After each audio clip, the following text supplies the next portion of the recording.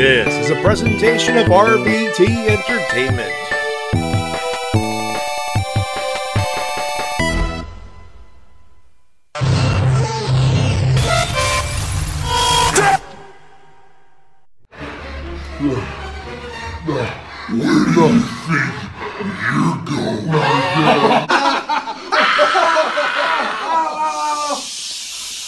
Quiet on the set, please! Silence! Silence!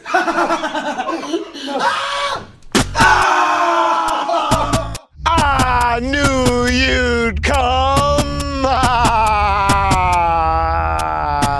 I'm not finished with you! I am the cream, the cream of the crop. Ladies and gentlemen, this is your main event of the evening. Because we don't just set the bar, we are the bar. Hey, hello, ladies and gentlemen, and welcome to the Wrestle Cast, presented to you by RVT Entertainment on the BrokenInfinite.com, Podomatic.com, iTunes, and wherever else you may find this fine audio recording. We're talking about professional wrestling, both for the mainstream and the independent scene. We're also live on twitch.tv/RVT Entertainment. I fucked up the intro completely. But my name's Matty Jay, that is TWK. Hello, ladies and gentlemen, I'm TWK of TWK Reviews, and I am tired. For those who don't know, TWK works at a pizza building / baking / pizza establishment, and he had what we've described as the week from hell. Yeah, because on Tuesday, 3 people decided to quit on that same day. One of them was a manager, 2 of them were teenagers, and they were all scheduled that day as well. So that's why I wasn't able to stream that day. And for those wondering, it was graduation week, which means all of the pizzas. Yeah. It got pretty hectic. Pretty much. But we're not alone, ladies and gentlemen. And for those wondering, yes, that intro is bad. Indeed it was. It was, you know. And you better believe that I'm getting paid for this, Car Junkie. Fucking A right. You damn well better be paid. Hell, that week and this intro is just about as bad as... Actually, no, it's not as bad as Rich Swan's haircut, actually. No, it's not as bad as... When I think about it. It's up there. It's getting up there. We'll see how tomorrow goes. Then we'll see. Yeah. Anyways, joining us for this event is our good buddy and the master of RPGs, at least tabletop style. It's Mildra the Monk. There will be Mildra rockets, but there will not be Monk Rage tonight. Hey! Also, Matty. Yes. Matty. Yes. Allow me to sing you the song of my people. Uh-huh.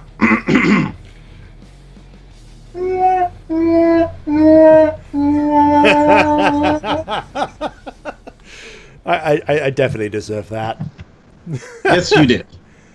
Oh, Lord. It's been like 2 fucking years that I've shown up not pissed off. I know, right? And the first thing I do is make reference to Rich Swan's fucking haircut, so... Don't show him the image again. We'll show it plenty later anyway. Oh, boy. Oh, boy. What a week in wrestling. Okay, yeah, Raw sucked, but... Oh, God.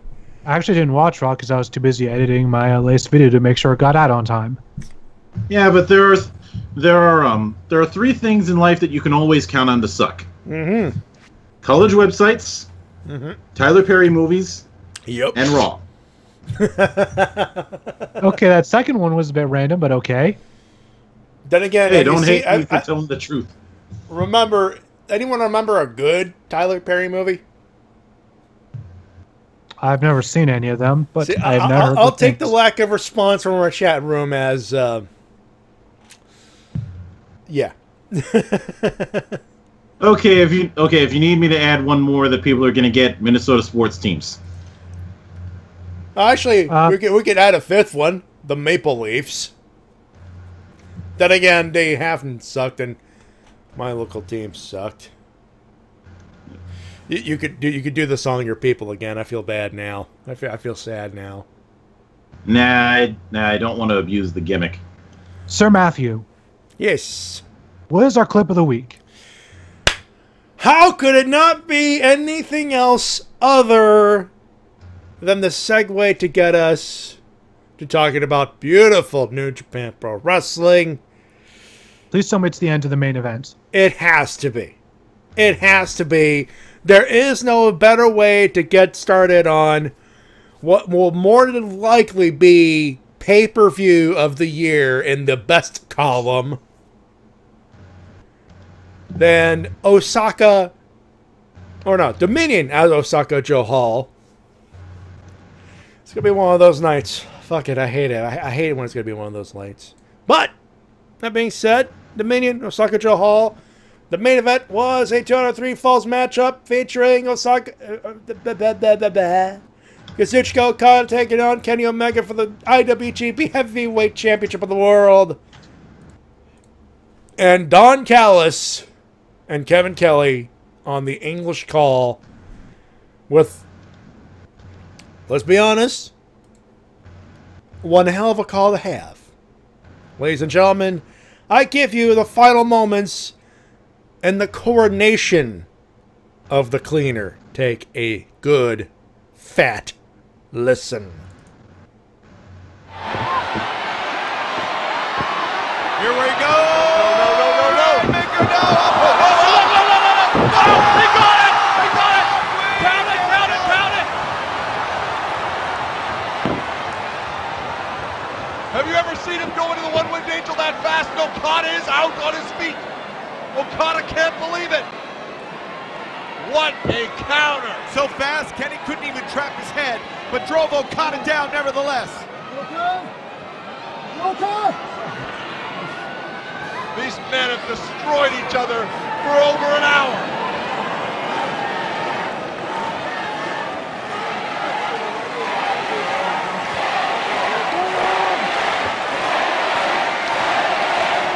Crowd chanting for Omega.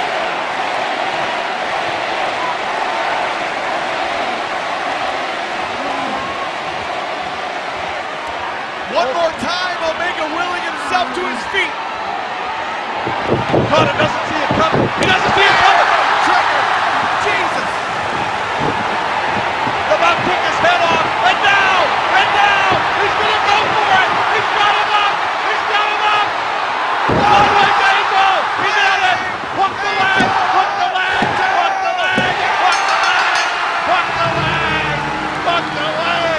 Oh, my God.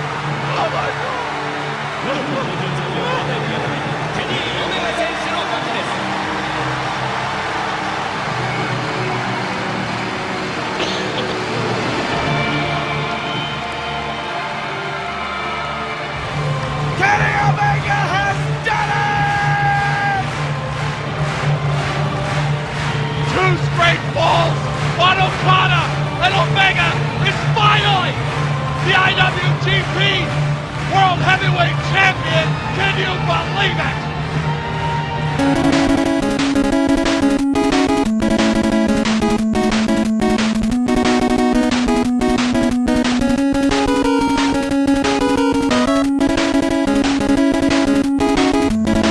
There you have it. And for those wondering, yes, that is Mega Man. Or Mega Man 2. Because that was Kenny Omega, or a metal/rock version of that was one of Kenny Omega's original theme songs. Well, one of his signature moves is the Dr. Wily Bomb. How could it... Kenneth Jerome Omega, top man in the #2 company in professional wrestling. How good does that sound? As far as I'm concerned, he is the #1 champion in the world of professional wrestling right now. #1. Suck it, Bork Laser. And suck it, AJ Styles. Hey. AJ Styles is actually good. Let's not go too far here. It may not be his fault, but AJ Styles can only be número 2. Número 1 es the Rainmaker, formerly, but now, maybe it will be Kendra Omega, the best bout machine. And for LPH, here's one thing. So no Elite versus Super Kick Party. Elite versus no Super Fighter thing. Calm down. Hold on. It's called having a show first, but we're hold on. Something in my brain just clicked. Yeah. Brian Cage calls himself a machine. Yes. Kenny Omega calls himself a machine. Yes. Brian Cage does the Terminator clap. Yeah. Kenny Omega does the Terminator clap. Oh fuck! No. We do not need Brian Cage to kill Kenny Omega. Yes, we do. No, we don't. No. Yes, we do. No, we don't. Yes. Yes. No. Yes. No. Yes. No. Yes. No. Hi, Mildred. How are you? And God said, "Let my foot be up your ass." That's exactly what Brian Cage is going to tell Kenny Omega. Oh God. Anyway, let's get down to the business at hand. Dominion at Osaka-jo Hall. Dominion 6.9 in Osaka-jo Hall. Mm-hmm. June 9th, 2018. The titular Osaka-jo Hall in Osaka, Japan. The attendance 11,832. The promotion, New Japan Pro Wrestling. The card is as follows. El Desperado and Yoshinobu Kanemaru, they defeated Sho and Yo, Roppongi 3K and 929 to retain the IWGP Junior Heavyweight Tag Team Champ. It was only title defense of the entire night, if I recall. It was a decent match, but the problem that I had is, aside from the fact that it can't hold a candle to the program that they had with the Young Bucks. Yeah. There's also the fact that Kanemaru and El Desperado are kind of the B team of Suzuki Gun. They're not exactly people who draw attention. And the big problem with this match, it's still a good match. I want to make that clear, but it's a matter of these teams not really having much in the way of chemistry. Yeah. How dare you? El Despy has chemistry with everyone. Despy is bestie. I think he's talking about the other guy, though. But Kanemaru is just kind of there. Yeah. Kind of, sort of. He has his purpose, with the tequila. For a good time. In some tired time. Yeah. Next up, Taguchi Japan, or Juice Robinson and David Finlay taking on Jay White and Yoshihashi. Juice pinned Jay, who is the U.S. heavyweight champion, in case you may have forgotten. 7:26. Good tag match. Obviously, Juice versus Jay in the future. Yeah, I believe that's going to happen. Would you rather have that match at? Would you rather have Juice versus Jay at Wrestle Kingdom or sooner than that? Well, I believe it's happening at the Cow Palace. Yeah, they're going to do that at the Cow Palace in July. In that case, I'm perfectly fine with this. And actually, if you'll recall, when the U.S. Championship was first debuted, I had argued that the person who was tailor-made for that belt and to carry it is Juice. I didn't have a problem with Kenny being the first guy to hold it during that tournament, but I felt like it should have been for somebody like Juice. And somebody who needed sort of a step up. Yeah, because I do think that something that's really helped him step up is the match with Goto that he had not too recently, where they just beat the piss out of each other. But every time Juice gets in the ring, I keep marveling at how much he keeps improving. He's kind of far cry from when he was just C.J. Parker and just doing nothing at NXT. C.J. Parker and Juice Robinson is almost night and day. Hopefully, I really hope that he sticks around and makes New Japan his home and is not just using it to get better than go back to NXT. All right, next up. Right. Sorry, I just, Next up, Minoru Suzuki and Zack Sabre Jr. with the best hype man in the business, Taka Michinoku. I mean, that's that promo. I'm sorry. He got a good hype man. They defeated Tomohiro Ishii and Toru Amatrola Yano. 8:42 and two things. One, Toru Yano. Ow. And two, just ow. And two, Suzuki versus Ishii. I want to see that now. Yes, that seems to be what they're building towards. Those two kill each other. Yes, but I mean, it'd be a case of the man who loves the choke versus the man with no neck.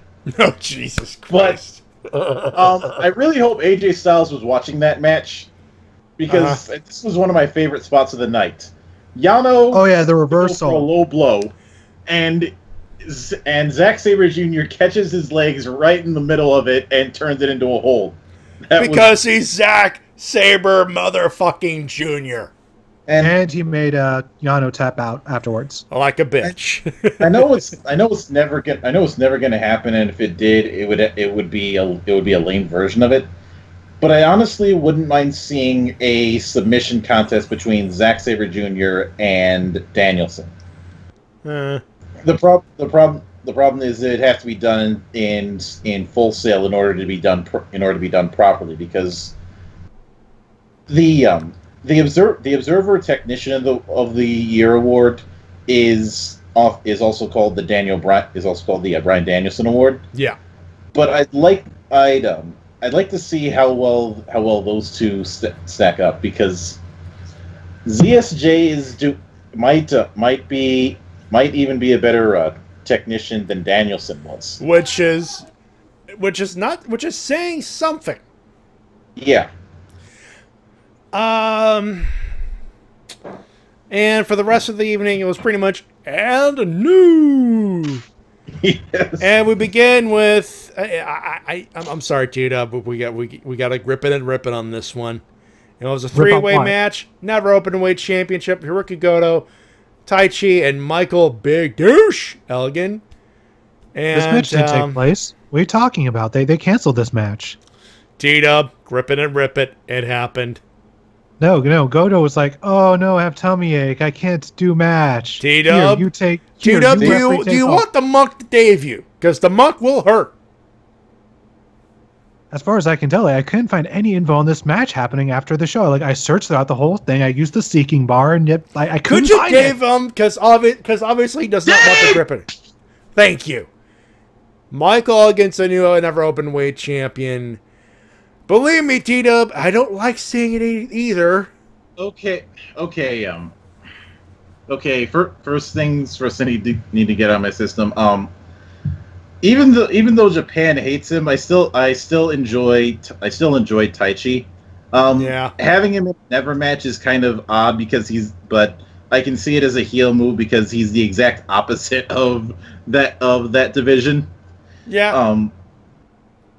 Miho is hot as always, and the other thing, this match seemed. I'm not a fan of Triple Threat, and I know what I said when it came to that whole Nia Jax thing at Backlash, but this seemed to be a case of two bigger guys picking on Taichi throughout most of the match. Also, and last but not least, I do have a bar for Big Mike. All right. This ought to be good. Mildra, what bar is Big Douche? Well, Matty, he is wearing an unusually colorful getup this time, including including red, blue, and gold, supposedly to pander to the Can-Am connection. Uh-huh. So he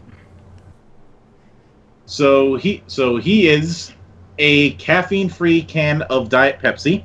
Oh God. If you want to be a little more pandering, he can be Iron Patriot from Iron Man 3. Oh God. And if you want to be a bit dickish, he can be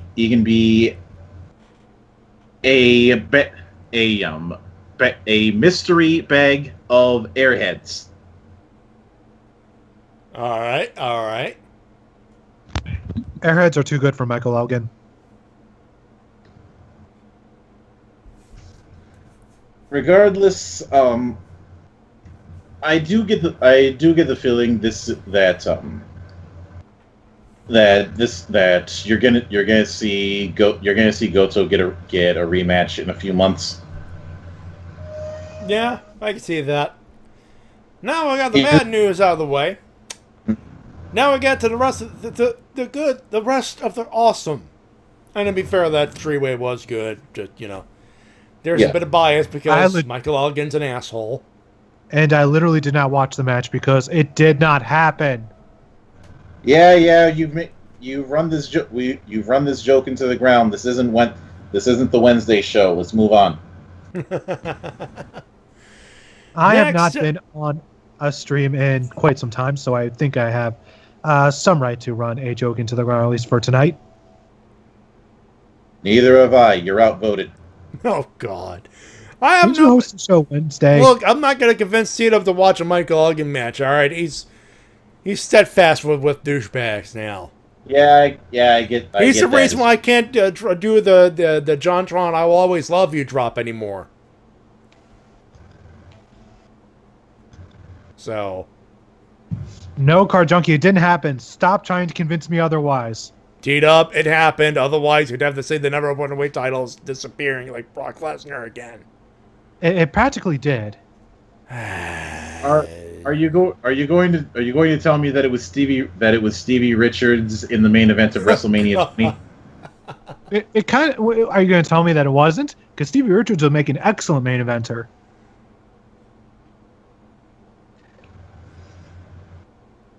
Matty, do you have the Joe Bob drop on hand?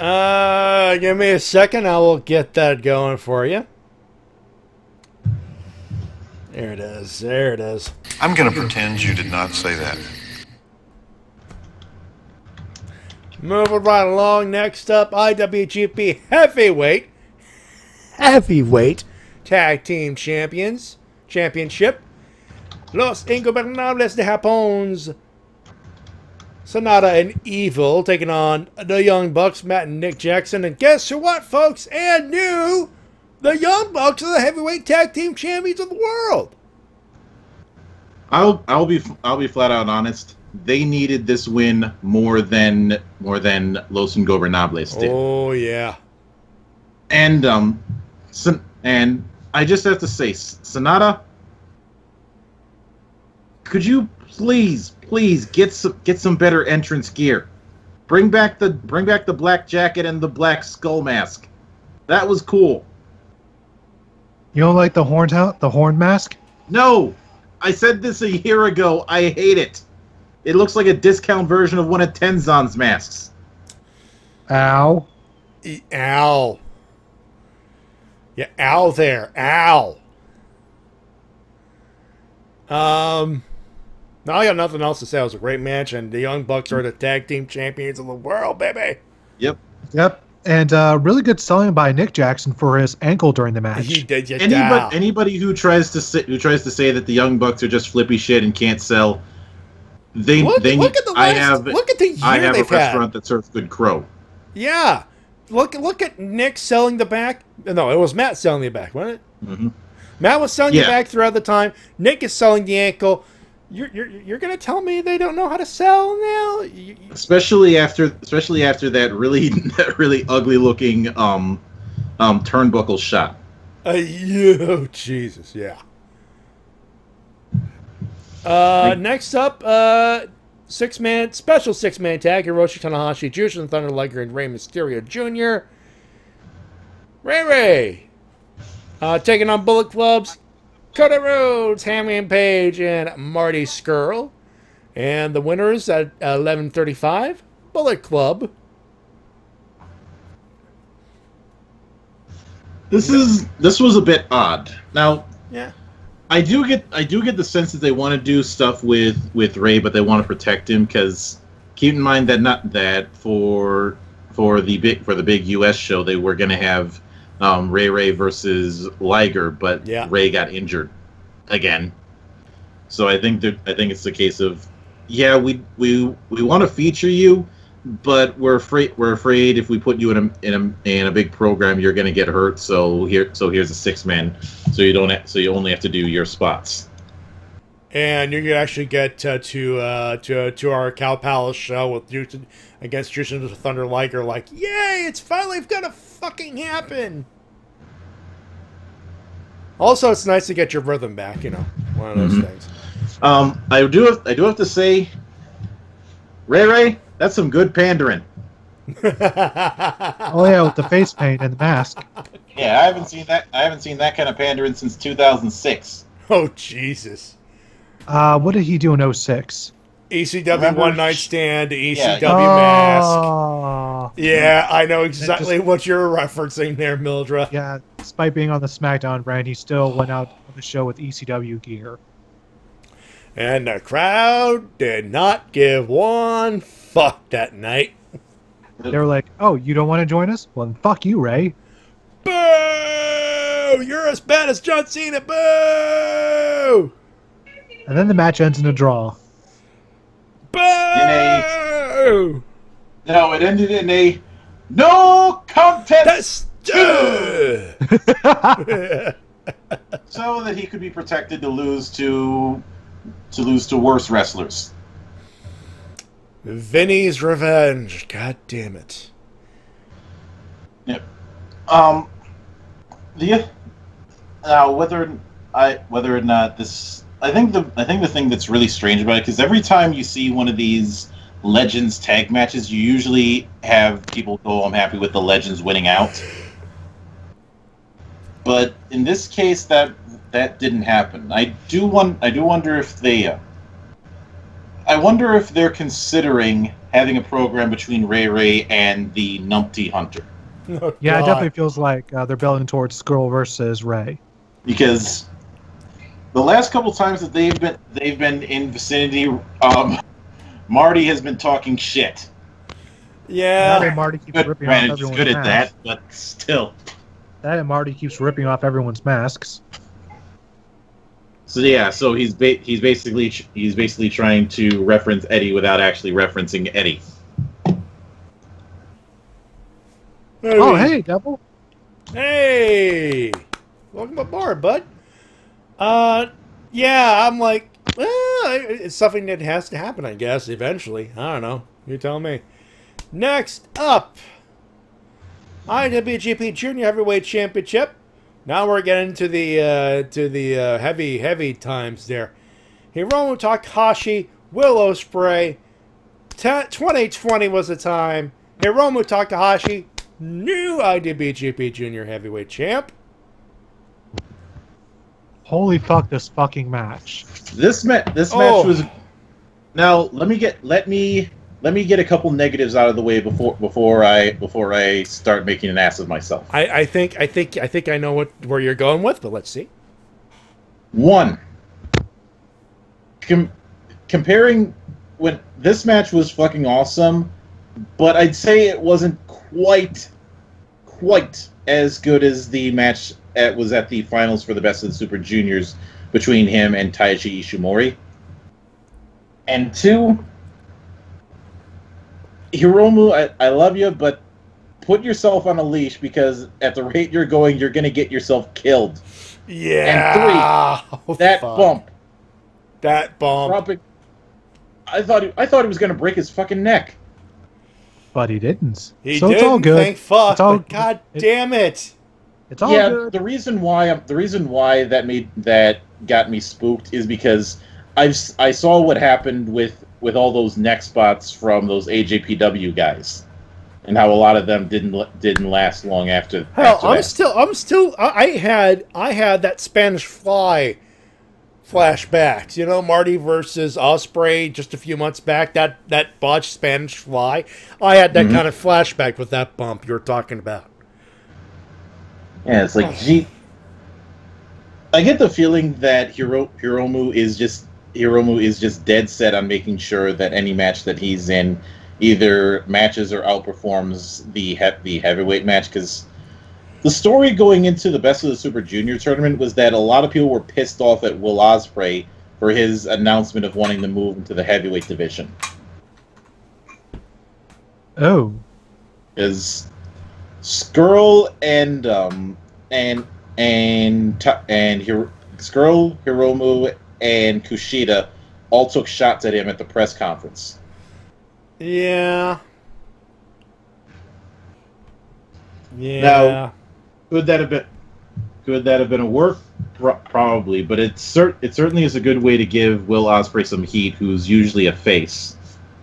And the crowd was completely in Hiromu's corner as usual. Oh yeah, like the crowd wanted this title change, and they got it, and it was really a feel good moment. And afterwards, the rest of LIJ came out to celebrate with him. Mm-hmm. The thumb is up there, folks. The thumb is up. And the semi-main did not go over 20 minutes, but it was still pretty good. I mean, all things I don't think any of us called this result. No one, everyone in the, if you called Chris Jericho to defeat Tetsuya Naito on that night, you're fucking lying. Okay? Chris Jericho, Tetsuya Naito, IWGP Intercontinental Heavyweight Championship. It went 17-16.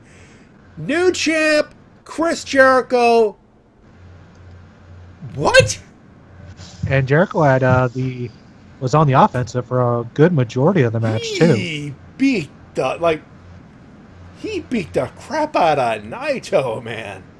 Before he could, and didn't even let him get out of his suit. Which, yeah, I know I've said this before, but that suit, I want that suit. with the cape and all that, even if it's hot as hell in wherever I'm going, I would walk like I'm Ric fucking Flair with that thing. And tossing belts around like you don't care. Tranquilo. Well, yeah, for about 10 minutes, then you'd keel over in pain from the heat. Yeah. Would it be worth it? You had to think about it. It'd be worth it. And to be fair, I spent a few weeks in Phoenix during one of the worst times, so won't be too bad. Besides, I'm in Minnesota. Not exactly hellhole territory. Hey, Evil Rev's here. Hey, just in time for us to talk about Chris Jericho winning the belt like no one called. Also, according to Dave Meltzer, it seems like they're going to put the IC title on ice for a little bit, which makes sense. Jericho's not exactly the kind of guy that's scheduled, and he's not going to work the U.S. shows. You see, guys. I'm sure you guys have seen the interview with Inside the Ropes where he said, "Yeah, I'm not doing the U.S. shows. I'm not going to be all in. You know, I have too much respect for Vince for that," which is fair enough. Mm-hmm. But since the G1 tournament is not going to be an international thing, do you see him working that or working Wrestle Kingdom? I think Wrestle Kingdom, yes. G1, I don't know. I think he'll be back for King of Pro Wrestling. That would be my guess. Yeah. Yeah. But obvious he's gonna have to be there for Wrestle Kingdom, because if he's still the IC champ by then, he's gonna have to defend it. Yeah. I think that he might be dropping it to Evil because after the match, Chris Jericho kept on attacking Naito, and Evil came out to protect him. Yeah, so they're seems probably they're going gonna to set up Evil versus Jericho somewhere down the line. My guess would be King of Pro Wrestling. Yeah. Also, let me say that Jericho's outfit this time around, I very much prefer over doing the jacket again. It was like he was trying to be some cross between a Clockwork Orange and the Crow. Yeah, I'm glad someone else got that. Yeah. Yeah, I got a little bit of the Crow, and the hat definitely had a bit of a Clockwork Orange to it, but that's a lot of black, though. By the way, to the gold in the chat, thanks for the follow. Thank you very much for the follow. Much appreciated. Thank you. And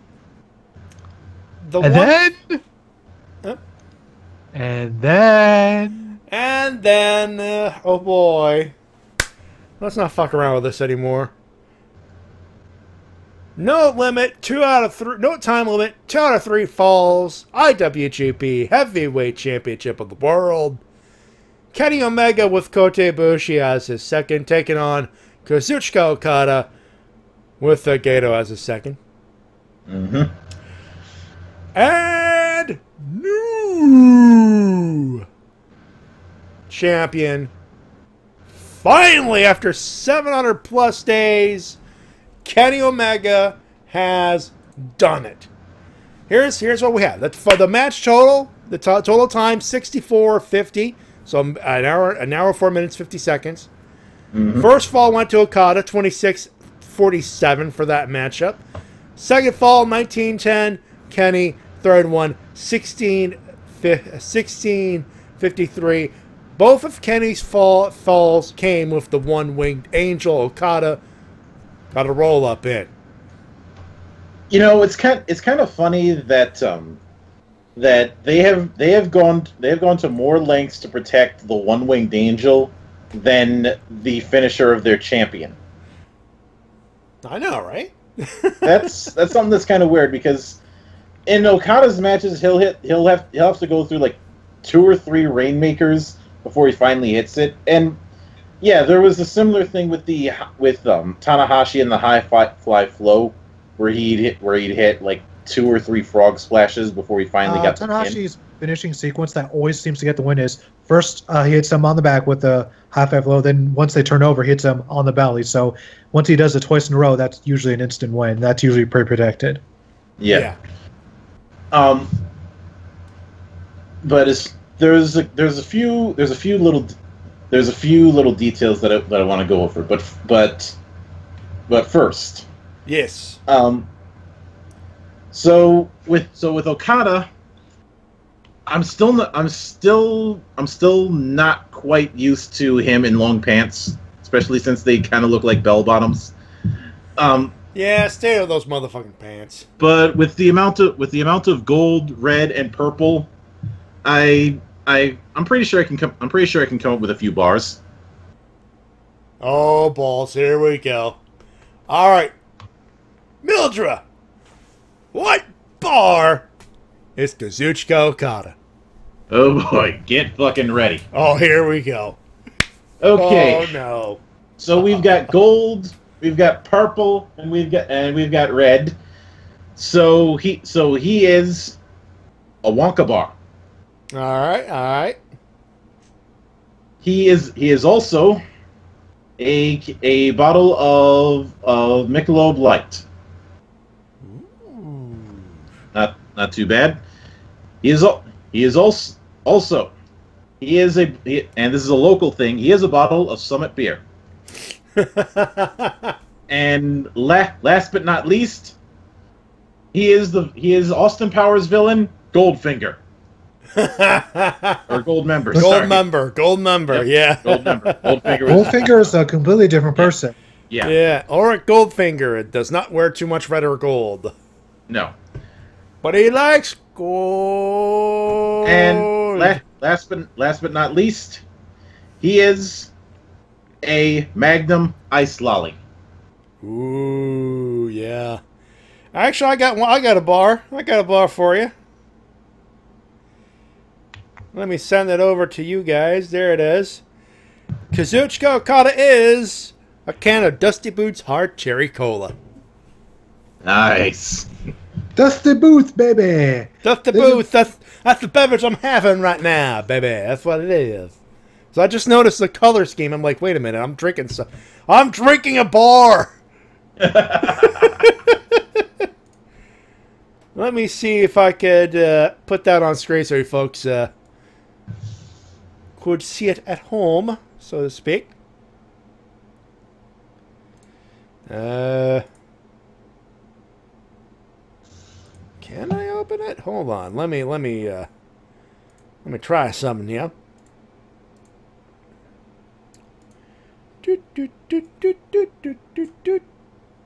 Hey, there we go.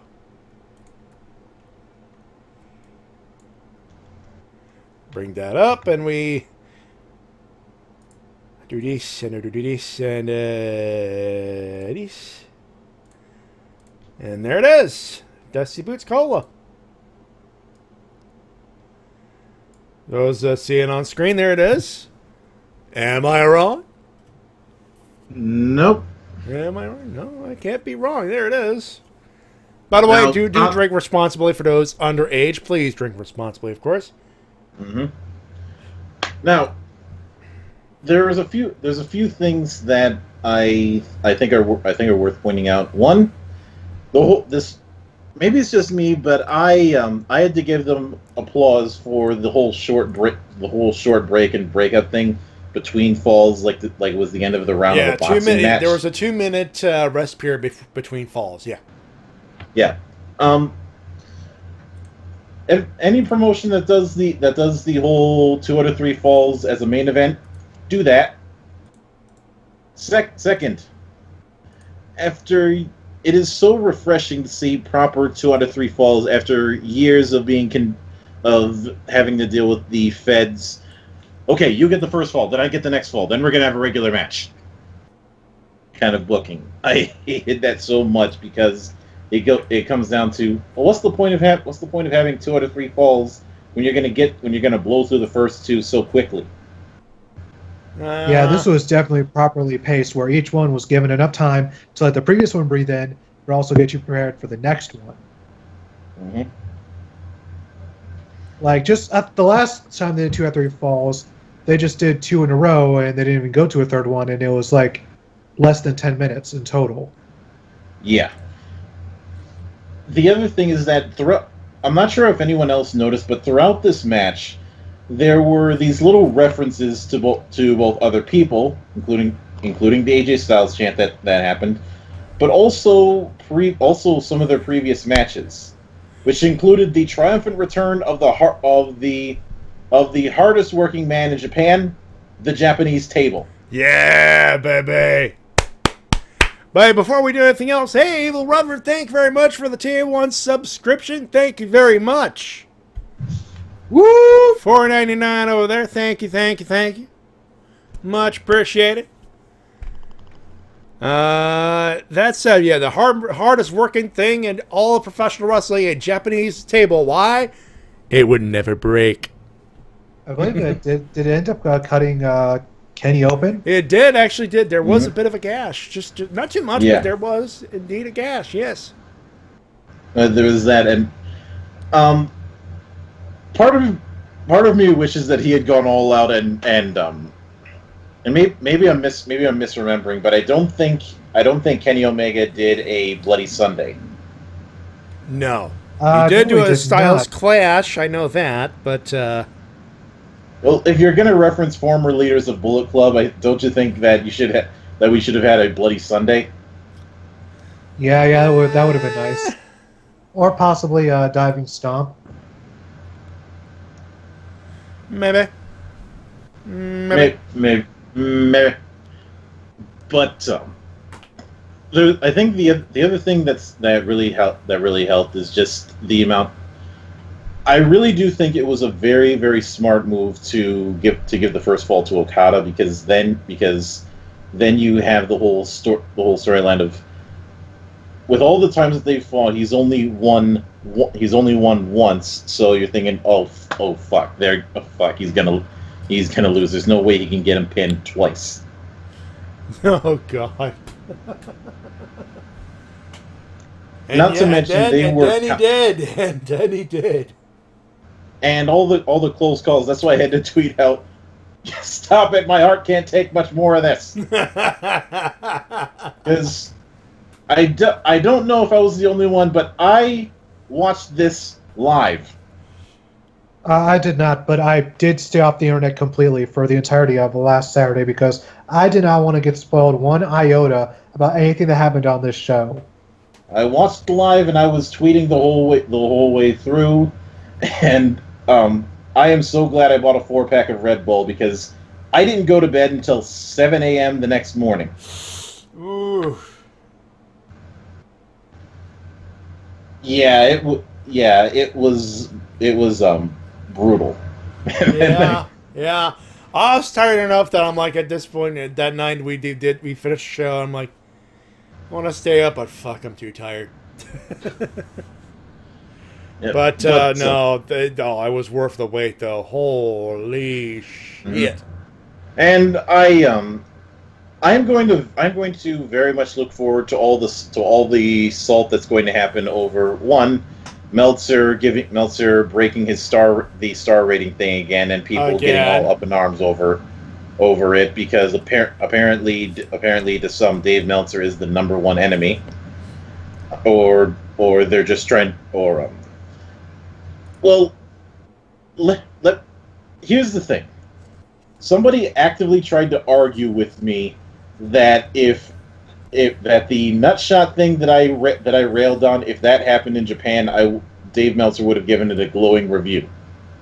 That has been the narrative that people have been trying to spin for the last year or so. That whenever a match is shit that happens in the States, somebody goes, "Oh well, if it took place in Japan, you would have given it 7 stars."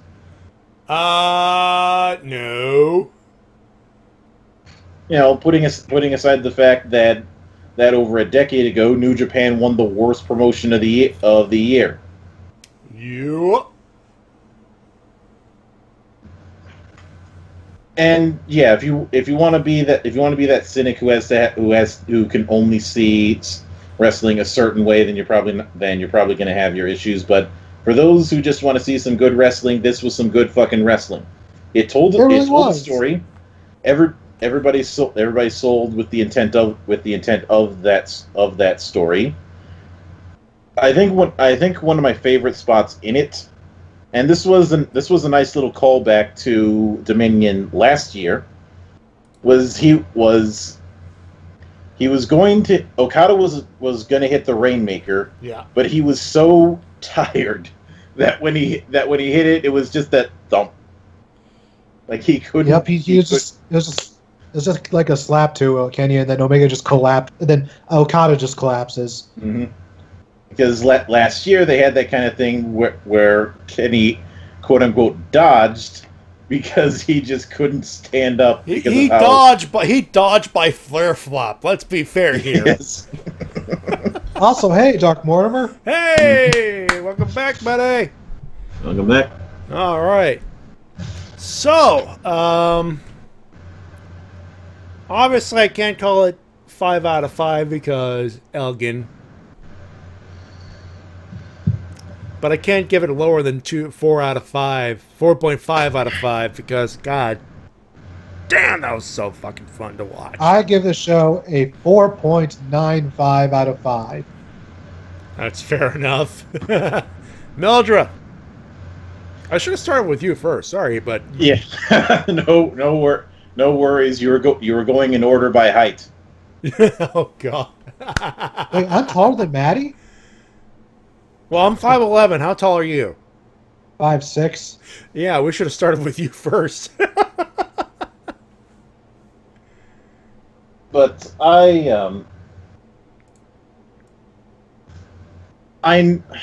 this is good. I might be a little controversial on this, but I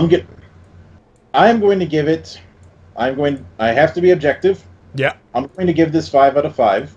That's fair enough. Everybody should drop whatever they're. Everybody should. Well, not drop this. Not drop this show. We want to continue on with this show, but yeah. Anybody who has not seen that, fix that immediately. Yes. If you have to sign up for New Japan World, do that. It's a much better investment, in my opinion. Yes. Especially now that they're making an attempt to have translators for promos. Yeah, that was something they added very recently during the Best of Super Juniors. They added a translator for the promos, which is huge. It seems to me that their new owner is making a much more concerted effort to expand New Japan, and that's one way. That's certainly one way to do it. I think the only match that I'd say was the weakest was probably the junior tag match at the start, and I already explained why I thought that. But that's not. But even with that, there was not one match on this card that I would outright say is bad, and all the people who say that nobody in Japan sells, it's all pretending to beat each other up for real and hard and flippy shit. You all can go fuck a toaster, because this was awesome. I was not angry. I was having fun throughout. Yes. And that, in my eyes, is a victory. So Corny, Russo, all those other motherfuckers, Razor, all you people, suck my dick. This was awesome. So I'm giving it 5. You know what? Fair enough. Oh, I need a fuck you button here. Hold on. Not a Rainbow Road, an actual fuck you button. While we do that, though, we have some modicum of news, and we're 1 hour deep in this. Almost an hour deep in this. Thankfully, I don't have too much. I believe we need to start with what happened yesterday at the Electronic Entertainment Expo. That is actually the first item on my list. It's the New Day versus D Elite, D Elite, D Elite, D Elite. Hey! Get with the times. Huh? Because it's very true. Nowadays it is Gold Elite, Gold Elite, Gold Except Elite. they weren't the Golden Elite because Ibushi was not there. It's still the Golden Elite. Fight me. Well, according to Kenny Omega in the Unbox, this trio is still known as just the Elite. I know, but give me a chance to improvise with that shit. I don't do this often. You know what? I'm gonna give it to him. All right, then. All right. Nevertheless, it was well over an hour, and holy shit, it was amazing. I had my tablet there, and I'm like, you know what? Fuck it. It's the last hour of work. I usually have nothing to do, so I'm gonna pack some TVs, pack some stuff there, so to make sure that's ready to go. I turn on the tablet. I do not regret that decision. Oh. The best line for me was, I believe it was Matt Jackson telling the New Day, "We're gonna super kick you back to the mid card." Oh, right at the beginning. Don't worry, guys. We're just gonna super kick you back to the mid card. No, my favorite. So the whole setup was Elite versus New Day, and it'll be 1-on-1 each matchup, and the whoever eliminates is gone, whatever. And the pairings were Nick Jackson and Kofi. Yep. Matt Jackson and Xavier Woods. Xavier Woods. Commentary. Xavier Woods. Like Professor Xavier.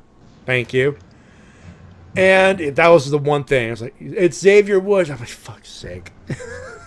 There's an Even X. I have trouble with that shit, and I get it right. There's an X. Anywho. And in the middle was Kenny Omega and Big E, and Kenny was slightly disappointed because he wanted Xavier Woods, Austin Creed. They were building up to the main event anyway, so it doesn't really matter. But One of my favorite burns when Austin Creed, you're gonna face Big E. Kenny would go. All right, fine, Big E. You could have it for now. Enjoy your only main event you're gonna get. I heard that and I was like, ooh. Here's a poutine. Could you put that salt in there? It needs seasoning. Whew, the salt throughout the entire time was so much fun.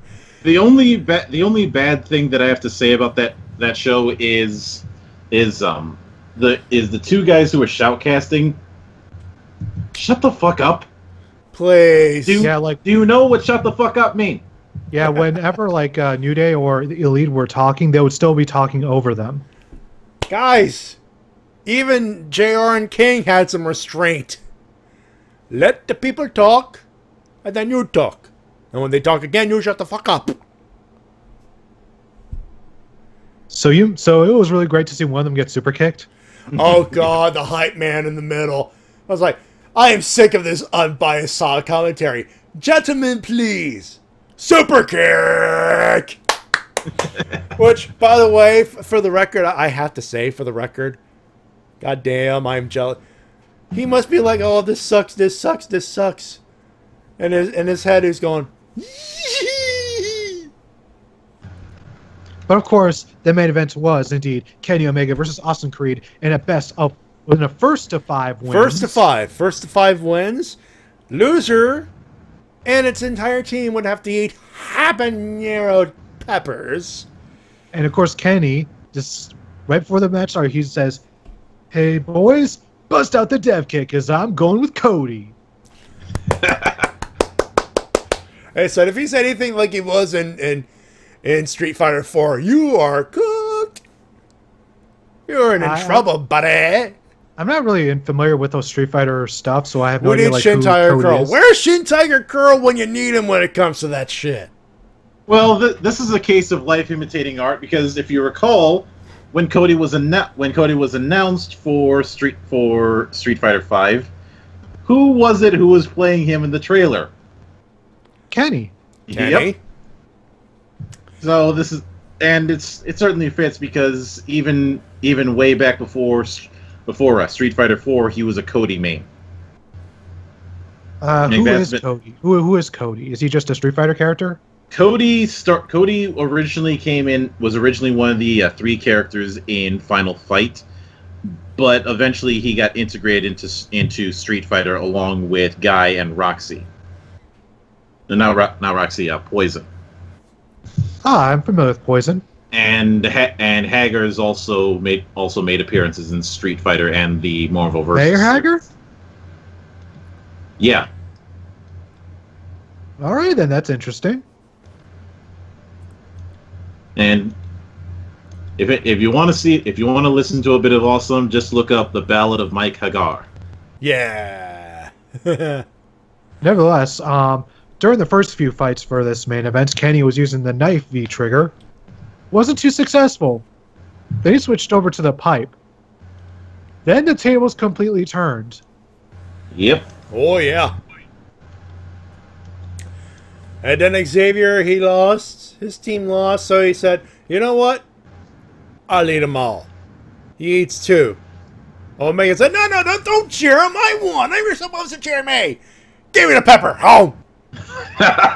Yeah, throughout the entire time they were having this one-on-one, Kenny was being an amazing heel. Oh, he was. He totally was. Mm-hmm.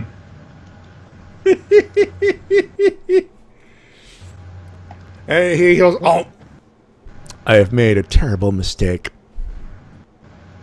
Yeah. And he at the end, he's cutting a promo to thank the people in there. He's trying to be very close.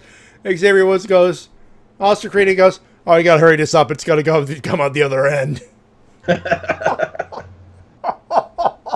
Although this the whole picking habaneros was funny to me, because I remember looking at that and thinking, you're getting some. Hey, it could be worse. It could be worse, Woods. You could have to kick a football 5 times after it. Who does that? If you recall, one of the earliest in fact, one of the first gamer gauntlets was a FIFA match between Austin Creed and Mr. 24/7. Yeah. Who is that guy when it comes to competitive games? To the point of shouting. And they did a kickoff challenge. There were 5 escalating peppers. You had to kick a football and get a goal. And it's appropriate timing that I'm talking about this when the World Cup is happening. I know, right? And it's basically eat a pepper, kick. Eat a pepper, kick. And so on. And the thing that makes it worse is that in the process of this, Creed admitted that he is a baby mouth. He's very much a meat and cheese kind of guy. He does not handle spicy well. So not even jalapenos or banana peppers or anything like that. Mm-hmm. Alrighty then. So going through two of those, I will give him his props, and I'm pretty and hopefully there's something other than bread in the back. By the way, props to Evil Rev for giving us some backstory for Cody and Hager. Yeah, thank you very much. It's in the chat room for those looking at the VOD. There it is as well. So much fun. What else is in the news? There's not much. I'm assuming. I decided to keep it brief just for my own sanity. Guess what? For the first time in almost a century, someone besides WWE is bidding to run at Madison Square Garden. Guess who, folks? It seems to be, as far as all the info I could find, a joint show between Ring of Honor and AAA. Yeah. Which apparently has made Vince kind of perturbed, I guess you could say. Perturbed? How about livid? Which is completely understandable because MSG is kind of his home turf. But at the same time, maybe this opening wouldn't have happened if you hadn't spent so much time trying to put smiles on the faces of Saudi Arabian sheiks. Or, run to the competing building in Brooklyn, assholes. Mm-hmm. Yeah, apparently MSG wasn't too happy about constantly being punked out for the Barclays Center over and over again and only being used for live events. So I guess this is their way of getting revenge. Like, you know what? You're not the only wrestling company in town. Hey, there's some other wrestling companies that are starting to get some momentum. Hey, do you guys want to host a show here? Oh, sure, yeah, pay-per-view, sure. Hi, Mr. Reynolds and Mr. Jackson and Mr. Jackson. Would you like to run it all into an MSG, please? Which, by the way, for the record, if that happens next year, this year, whatever, I'm stopping whatever the fuck I'm doing. I'm flying to New York. I'm going to go. Couldn't you take like a bus to get there from how close you are? I could, but it'd be a little long. Come on, I've taken like a 3-hour bus ride. It'd be a lot more than 3 hours. From Ottawa to New York? Yeah, it'd be a little longer. I'd say maybe like 5 hours. Try around the 7-hour mark. Yeah. Oh. That's a whole lot of sitting. Don't get me wrong, I could sit, but I have to get up every once in a while and stretch. Well, let me be a little more clear. That's a whole lot of sitting in very cramped areas. There's a reason why I get so angry every time the thought of flight comes to mind, because I ain't exactly a midget. Yeah, I'm about to say, like, you're a tall person, so I'd imagine with your long legs and just tall body in general, sitting for a long time cannot be preferable, especially in small spaces. No, that's why when I fly, I have to fly up front or first class if I can get it. Oh, that's expensive. Not as much, given some of my connections, not as much as you would think. Ah, nice. You know what else is nice? What else? Ultimate Lucha 4! Yeah, and they started with I should say Aztec Warfare. Yeah, Aztec Warfare 4 to kick off new season of Lucha. Anyways, the show actually opens up with Dario Cueto's funeral, just confirming the fact that yes, he is dead. He is dead. Dario Cueto is dead. And his father was now going to be running the promotion, obviously played by the same actor. Yeah. And he's probably going to put Pentagon through the ringer. Because he put him in this Aztec Warfare match to defend his championship. And a lot of crazy shit happened. Lots of crazy shit. Also, if you're wondering what the background noise is, it's called air conditioning, and I'm pretty sure that's from Mildred. So, yeah, it is from me because I do not get the best ventilation. So I have to be a little more reliant. Plus, in all likelihood, what you're probably hearing is the giant fans on my tower. Possibly. By the way, Mildred, did you watch this week's Lucha Underground? I did, but I didn't finish because I had to get some work done. Well, I will tell you, it is one hell of an episode. Although it is like 90% wrestling. That is not a bad thing because they're able to deliver when it comes to the wrestling. Yeah, they deliver with great storytelling, backstage vignettes, and really good wrestling in the ring. And they have the new temple does resemble the old one, but it just seems more high tech. And they have a new ring. Like the ropes are now multicolored. Yeah. The only thing that's sort of similar is the fact that it has the seal in the middle of the ring. Which you kind of have to. I think at that point that just makes sense. Mm-hmm. Plus, if you didn't have the symbol in the middle of the ring, then that would kill off Mil Muertes' gimmick. Possibly, yeah. And in the final bit of news I'll talk about because I'm just really tired. Guess who's all in now? Who is all in now? Kota Ibushi! I mean, why not? Also, Flip is still not booked.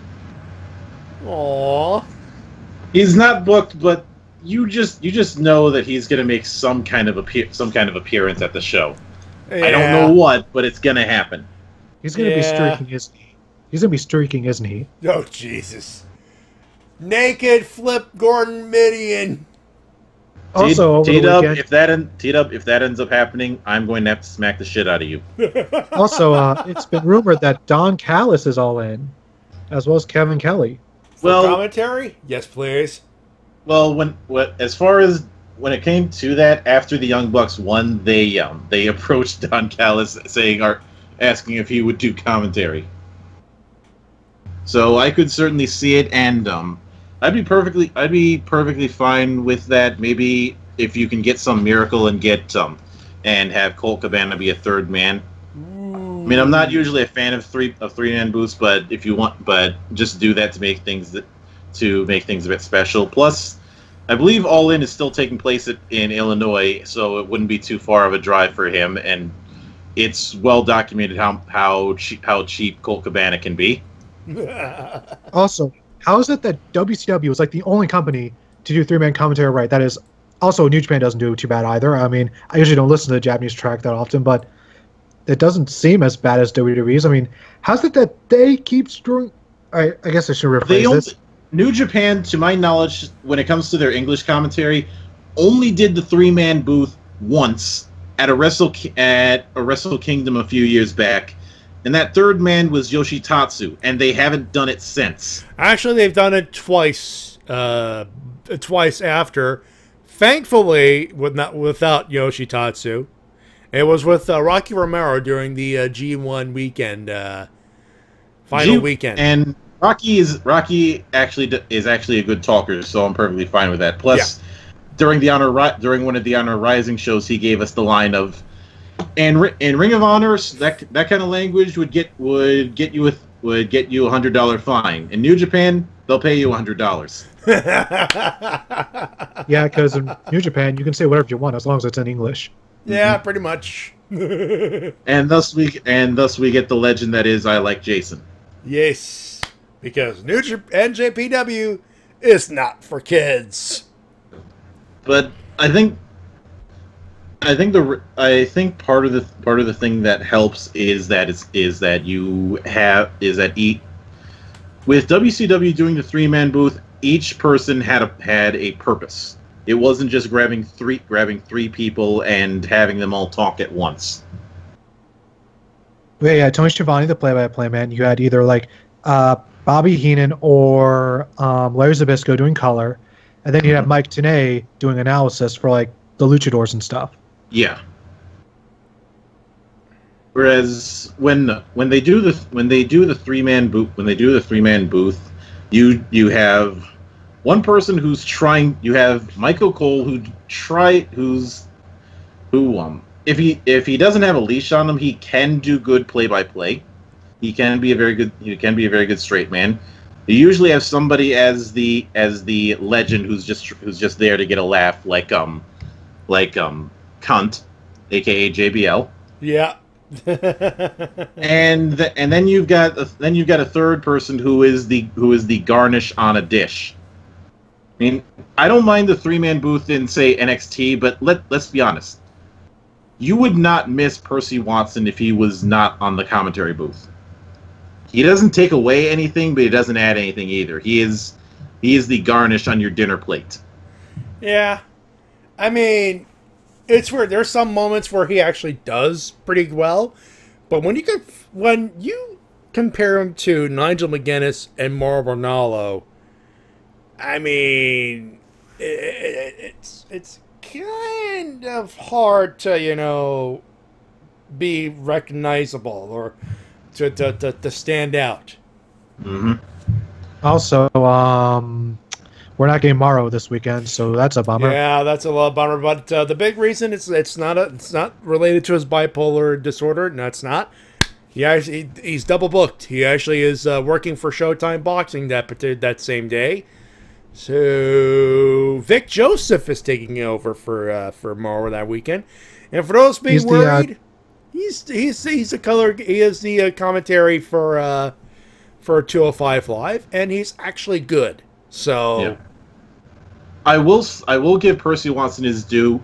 I find him a lot better of a third wheel guy than Byron Saxton, who I have said is the most realistic mannequin I've ever seen. What's your opinion on Jonathan Coachman? Coach? I like Coach. I've never.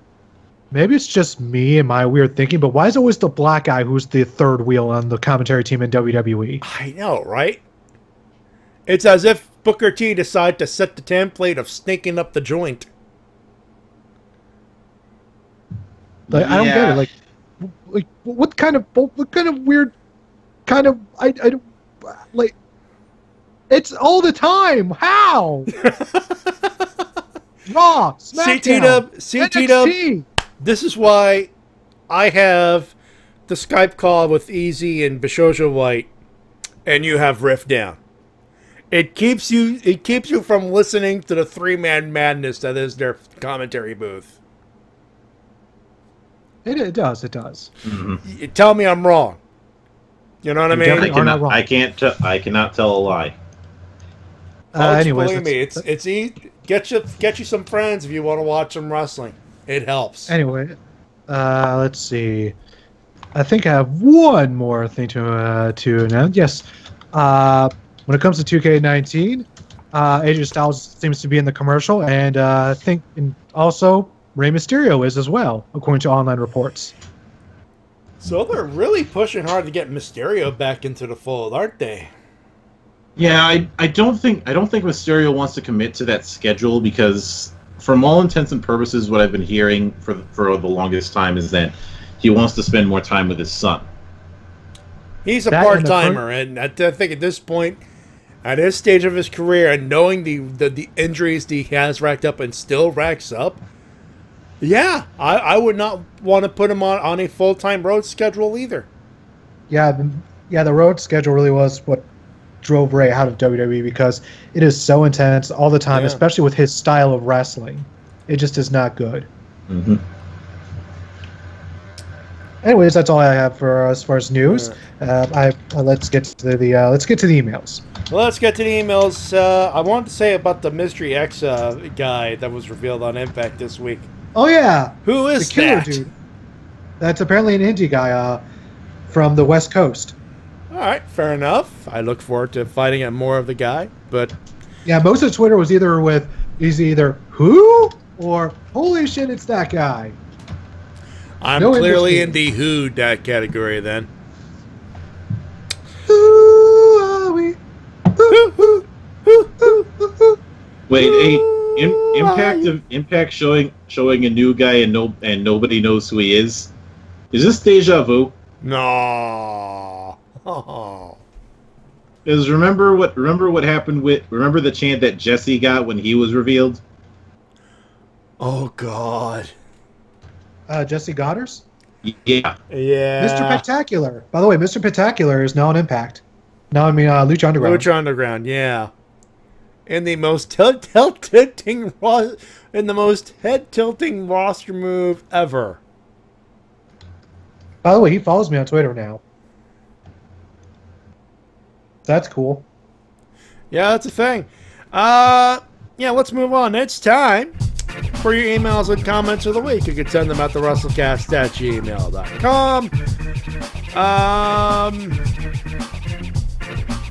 Get it set up here. Oh, is that it? And we begin with Die Hard Gamer, who is in the chat room. Camera fades into a secret location where we find the executives of Sony Computer Entertainment of America being tortured by Chris Jericho and Cody. Jericho, come on, you dumbasses. What the hell is wrong with you? Didn't you fuckers ever hear of the phrase, if it ain't broke, don't fix it? Well, because of your shitty E3 conference, you're going to get Y2J's special torture treatment. Camera then pans to Die Hard in another area. Well, hey there, everybody. As you can tell, Chris Jericho and Cody have decided to have their way with the folks at Sony Computer Entertainment of America, who thought it was a good idea to try a new presser format at E3 this year. I basically let them know that they are free to use whatever it means that Cody and Jericho see fit in terms of their punishment. Okay, that was a little unnecessary there. Fair enough. Holy fucking shit, Dominion in Osaka was absolutely amazing event, and I don't regret staying all night to watch the entire thing. Can't say I blame you. I'm not going to go over everything that happened. I will go over the two main event matches. Chris, I'm more of a beast than Brock Lesnar. Jericho versus Tetsuya. Oh, where the hell was my goddamn NyQuil Naito? Oh boy, Naito was definitely not prepared for Jericho's onslaught and unfortunately ended up getting him murdered by even a more ferocious and savage Jericho than we saw during his feud with Kenny Omega. Now, he is the IC champion. I can't help but wanting to see a feud between Jericho and Minoru Suzuki now for some reason. Jericho versus Minoru Suzuki. Do you want to see Jericho get murdered? You know, at this point, the Jericho we're having that fucked up Naito, I think he'll be just fine against Suzuki. I mean, shit will be thrown all over the place, and the young lions are going, oh fuck, oh fuck, oh fuck, oh fuck, oh fuck. Nobody's safe.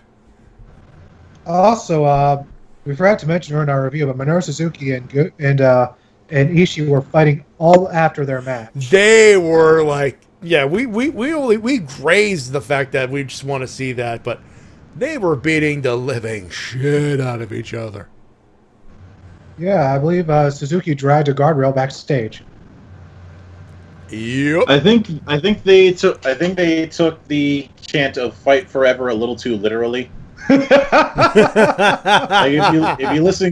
if you listen close on a cool July night, you can still hear them fighting. just random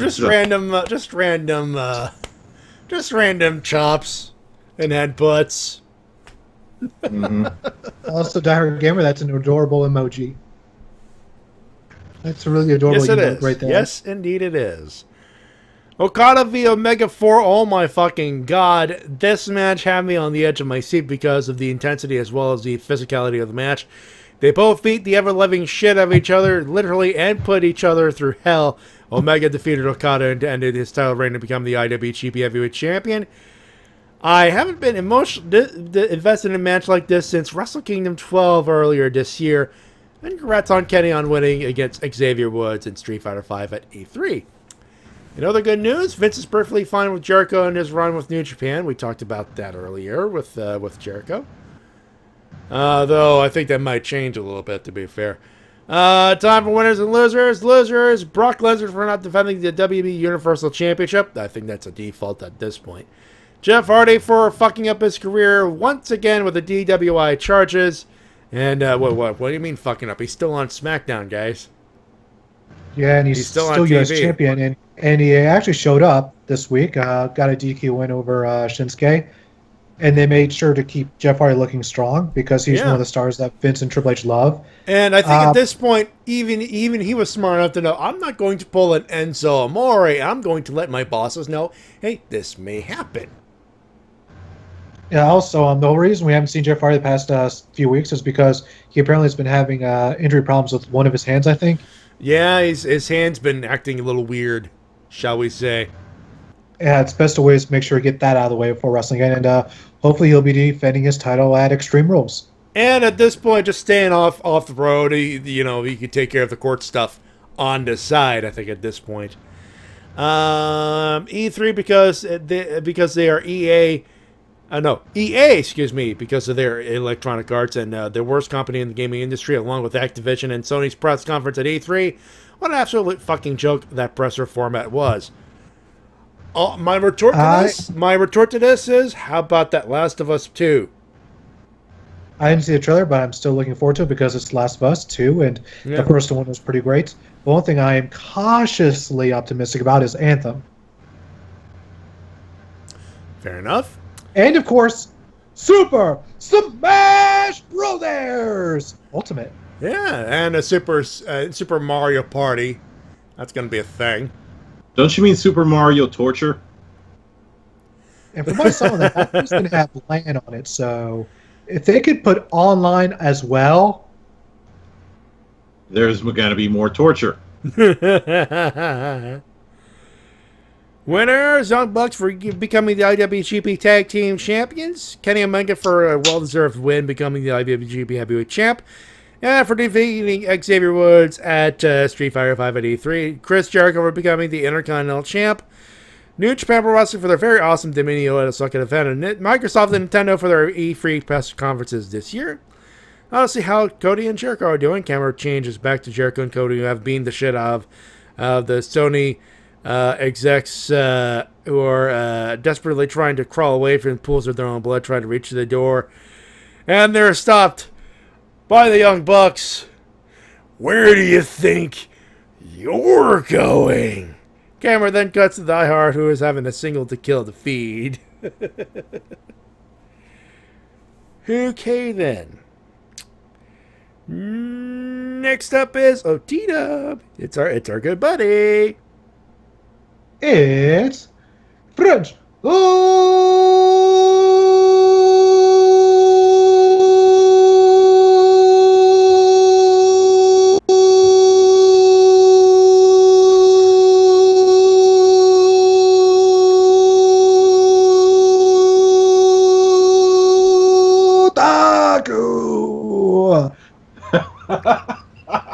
He's been getting really good at that. Really good at 21 seconds, bitch. Goddamn right. By the way, Diehard Gamer, who's in the chat room, replied, the gameplay trailer for Last of Us Part 2 was awesome, I will admit. So for those keeping track in the audio department, there you go.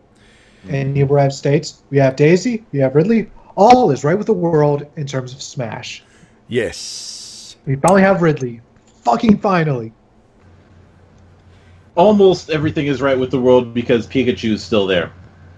Hey, Pikachu is rad. I can wreck people with Pikachu.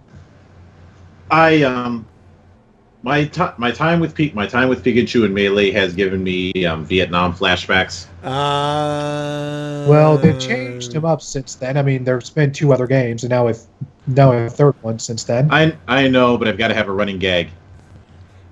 Fair enough. Hello, Wrestle Cast. Once again, recorded in 16-bit processing filled with maple syrup.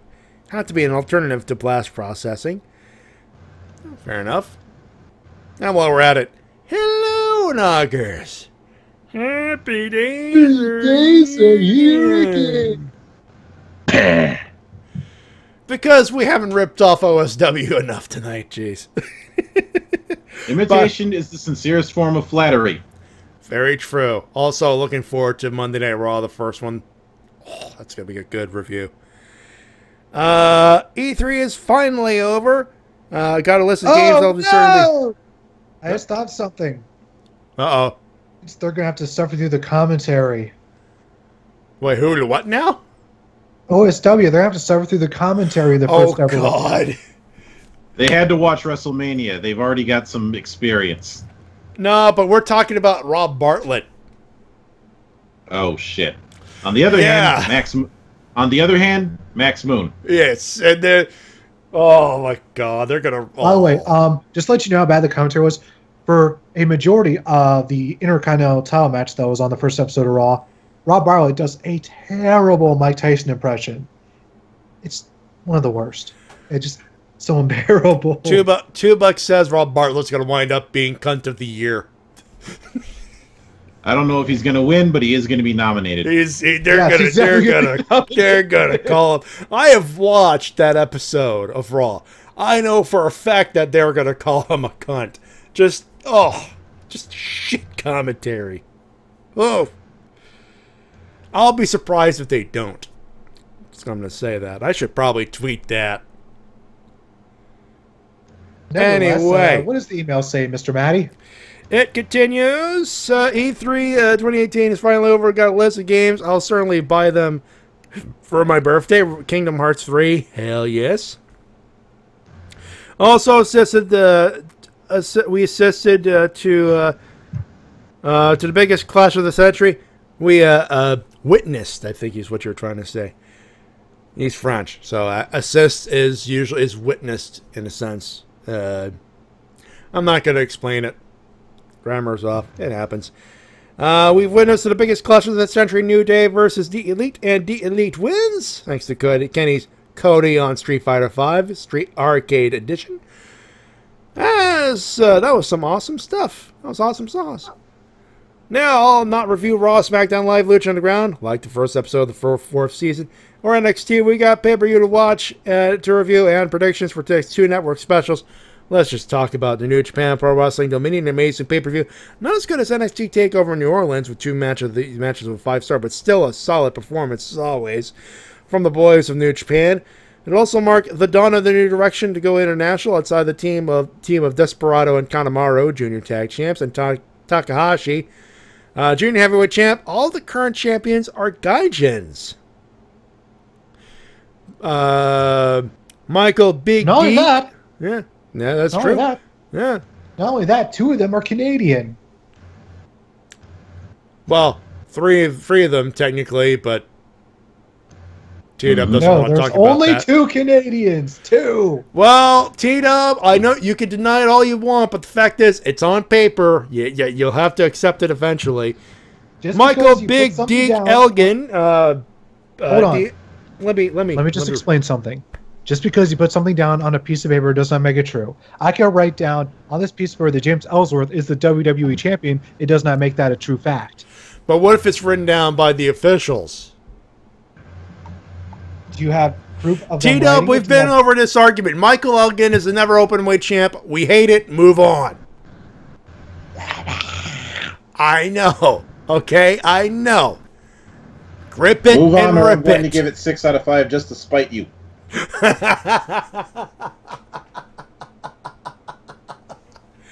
Michael Big Deke, spelled D-E-E-K, Elgin, never open weight champ, Switchblade, Jay White, U.S. champ Marty Scurll and the Young Bucks, never trios tag, Young Bucks heavyweight tag, Jericho and the Intercontinental champ, and the big one, Kenny Omega, Best Bout Machine Omega as new IWGP Heavyweight Champion, and again had a tremendous match with Okada at the 203 Falls match, and the ending was beautiful with him hugging Ibushi and the Young Bucks congratulating him as Cody stalks him in the background, refusing to hug the leader of the Golden Elite. Can't wait for their clash at Supercard of Honor. No, Cody and Kenny are going to clash at G1, I think. G1 special at Cow Palace, yeah. It's going to be Kenny's first title defense. Yep. Final ranking, 4.5 out of 5. TakeOver Chicago, it's NXT, it's going to be insane, but I got a feeling Gargano vs. Ciampa needs to be 3 stages of hell if that feud continues. It has to be that way. As for the rest, Tag Team Championship, Undisputed Era versus Lorcan and Birch. Era retains. Women's Championship, Cross versus Baszler. Baszler retains. Sorry, Nikki. The Velveteen Dream, if you will, versus Ricochet. We all win, and Ricochet wins. No. He is not the Velveteen Dream. Thanks to Brian Alvarez, he is the Velveeta Dream. God damn it. Could not let that one go, huh? Nope. If I have to suffer, then so do you. God damn it, Alvarez. Why'd you have to fuck it up?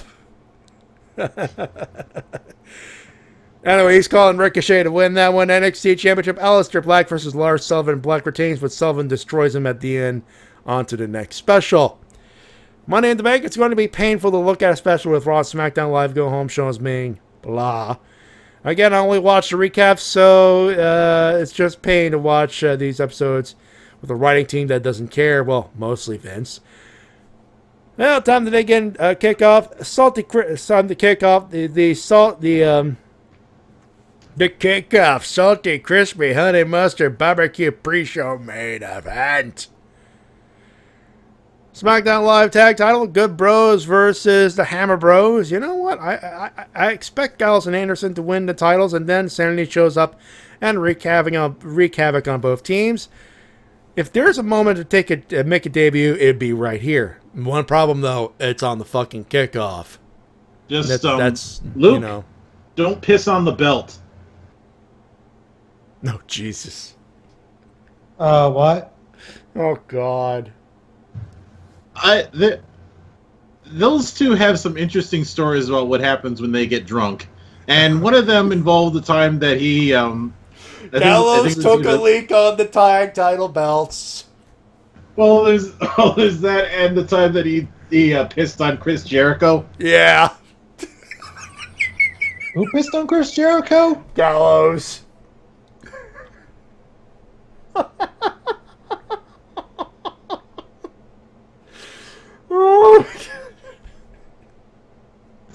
To his credit, Jericho was a good sport about that because Jericho has admitted many times that interesting things happen when he gets drunk. He got the nickname at one point of Chris Drunkico. Yeah. He has detailed those stories in his books. Why not just go with the classic one, Jericho Hall? This was before that. He got that nickname in WCW. Yeah. Oh. It just stuck there. Raw Tag Title, Boy Team versus Eater of Universe. I'm glad that for the B Team, aka Boy for Sale Team, gets a shot at the tag titles, but I don't see them winning it. I just wish it was just a revival or hell the AOP. Where's Authors of Pain, by the way? Confession, Curtis Axel is one of my boys because Minnesota. Joe Perfect, man. Joe Perfect. Too sweet me, brah. Mm-hmm. One of my boys as well, actually. Gotta love the goalie bully. Well, here's the thing.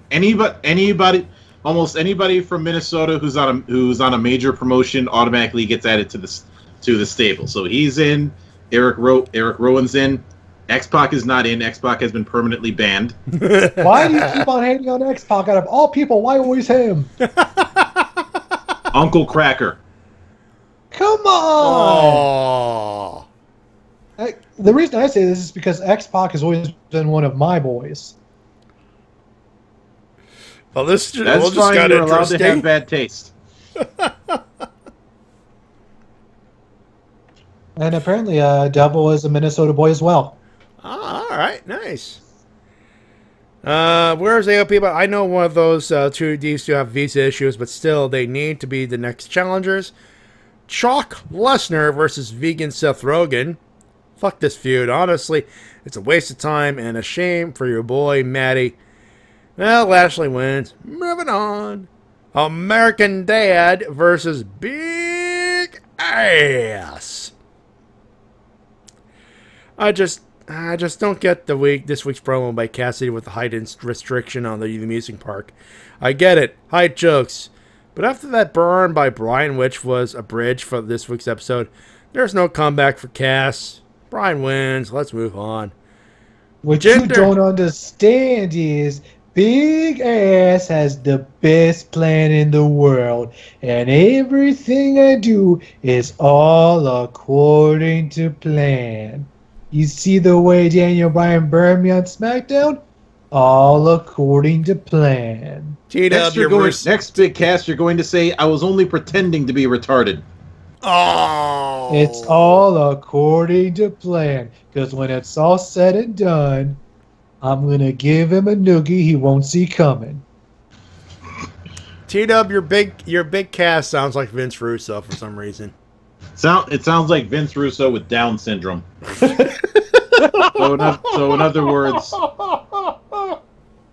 So in other words, an exact impression of Big Cass. Oh, Jesus Christ! Also, Cass, stop raise. You don't need to raise your arms straight up in every time you do a move.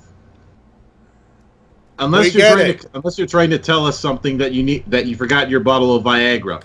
Oh, we get it. You're 7 foot tall. We can't teach that anymore. Jesus. Yeah. Yeah, Devil points out that Shintai Curl does a better Big Cass impression than me. He does, technically. He does. Yeah. I can only do so well to substitute. Yeah, you know. You're doing good, though. You're doing good. You're handling yourself. That's something. Jinder Backney Mahal versus the big dog, Roman Reigns. Wow. Fuck this feud. Reigns wins. Move the fuck on. Beat the traffic. Oh. IC title Nick Beck, represented by Elias, versus Dragon Force, represented by Seth Rollins. I don't see Rollins losing the title to Elias, although I love his character. I don't think he's going to win the belt, but in his first title shot, let it continue until the return of Ambrose, who will cost him the belt at one point, anyways. Women's Money in the Bank ladder match. I'll pick my main to win, Becker's, and I expect to use it on Carmella or wait, a twist, Asuka. Becky Lynch, huh? Fair enough. Men's Money in the Bank ladder match. I don't expect Brawny the Strowman to win. Personally, I'll pick either The Miz for a possible feud against Bryan for the title or Finn Balor. Fair enough. SmackDown Live Women's title. Carmella versus Ashita no Kogo. It means Empress of Tomorrow in Japanese. I fucked up the pronunciation, so I would apologize. So...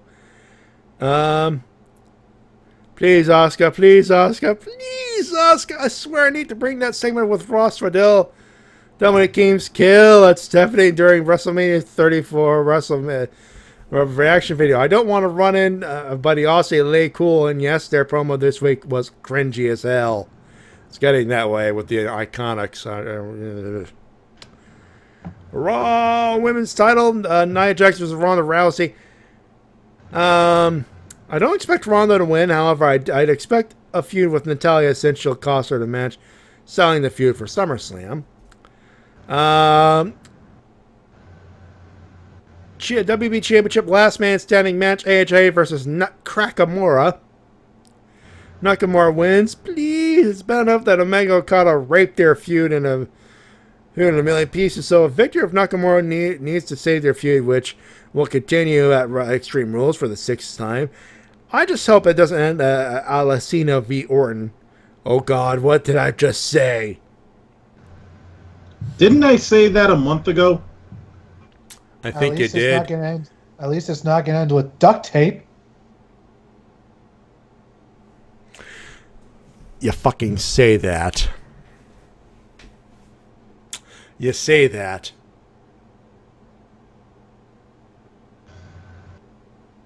Yeah, I'm silent right now, but you say that. T-Dub, I'm not kink shaming, but do you enjoy getting dick slapped by the gods of irony? No. Well, if you want an answer. No. No winners or losers this week, but I'll give a huge win for Kenny Omega. IWGP Heavyweight Champion had a 7-star match against Okada at Dominion and won the E3 Invitational feud against the New Day. Truly, he is the elite of pro wrestling, and it's a better feud than Reigns versus Lesnar. Have a safe week and take care for now. Time to hit the bed, he says. Indeed, indeed. But we're not done yet, folks. Actually, we're done with this segment. We're not done yet with the show. That's what I meant to say. Anyway, translation. Those are your emails and comments of the week. You can send them at thewrestlecast@gmail.com. We shall return to talk about Money in the Bank weekend, or you know the NXT Takeover post-show pay-per-view. That's pretty much what it's going to be. It'll be the pay-per-view after Takeover, because it'll feel longer than it should be. We'll talk about that when we come back. Don't go far, folks. We'll be right back.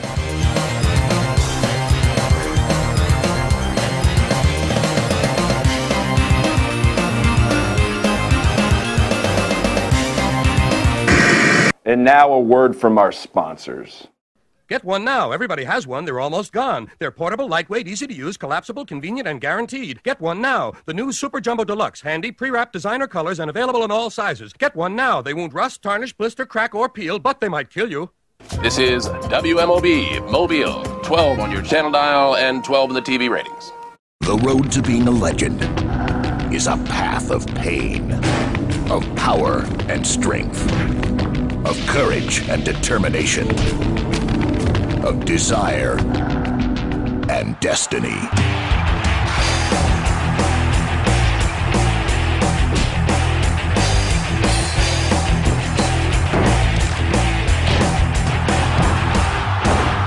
Legends of Wrestling 2. Rated T for Teen from Acclaim.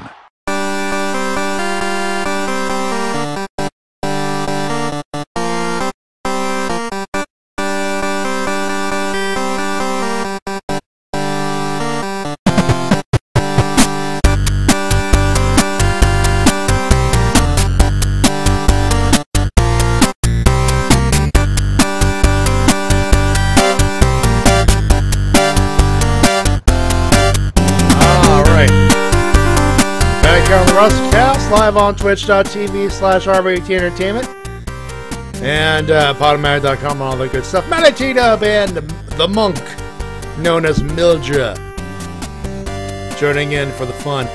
By the way, T-Dub, you recognize that ad, that second ad there? What about it? Legends of Wrestling 2? I've never seen the ad for Legends of Wrestling 2. Because you reviewed Legends of Wrestling 2. No, I reviewed the third game.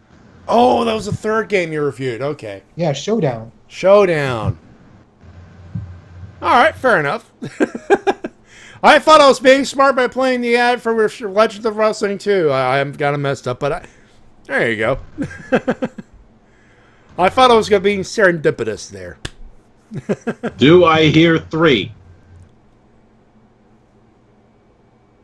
What do you mean, do you hear 3? You already had that. You had two major fuck ups today. Oh gee, well when did that become a fuck up? Technically, you did screw because you thought you were going with 2, but you were supposed to go with 3. So now you have 2 screw ups. Yeah, dude, yeah. Still, coincidence. You got a video about Legends of Wrestling 2, Wrestling 3. Yeah, I got a review out, and I thought it was all right. All right. Well, the game won, that's for sure. Game sucked.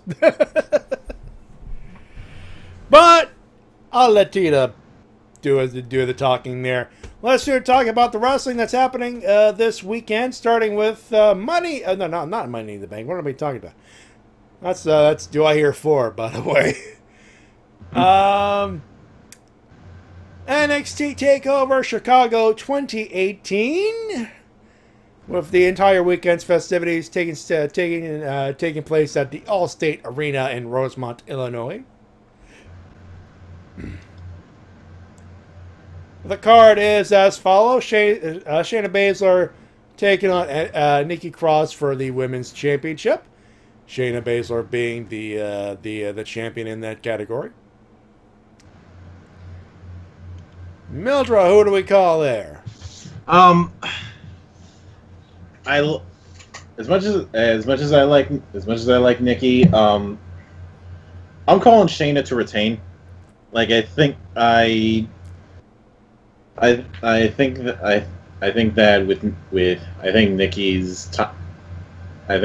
for Nikki this is not the right time. I do think it's going to get ugly, but I'm calling Shayna to retain that. Tita? Go with my girl, Nikki Cross. We need to build up some more heel heat for Shayna Baszler, but I would not be surprised if Nikki Cross wins, just because she's crazy. Next up, if it weren't for the other match that's right after this one, I'd be like, this might be match of the night. Ricochet versus the Velveteen Dream, or Velveeta Dream, whatever. Who do we got in this one, boys? I'm calling Ricochet myself. Ricochet needs this. Velveteen doesn't. I'm calling Ricochet. I'm going to call Ricochet as well. With nothing against Velveteen Dream, he just needs a good, solid show up, and he'll be fine. But Ricochet needs a win here to keep the build up, to keep the momentum going. Yeah, because he only just debuted. He only just debuted back in April. So. Yeah. Next up, Chicago Street Fight. Johnny Gargano taking on Tommaso Ciampa. Why wasn't this Hell in a Cell? Like, this is tailor-made to end inside that cage. I'm telling you. Something like this ultimately makes me wish that they had more. They have a certain degree of freedom with NXT, but I wish they had a bit more, because this is something where I really feel that you need to pull out the CZW playbook. I know that's not going to happen because we've seen how they react around blood.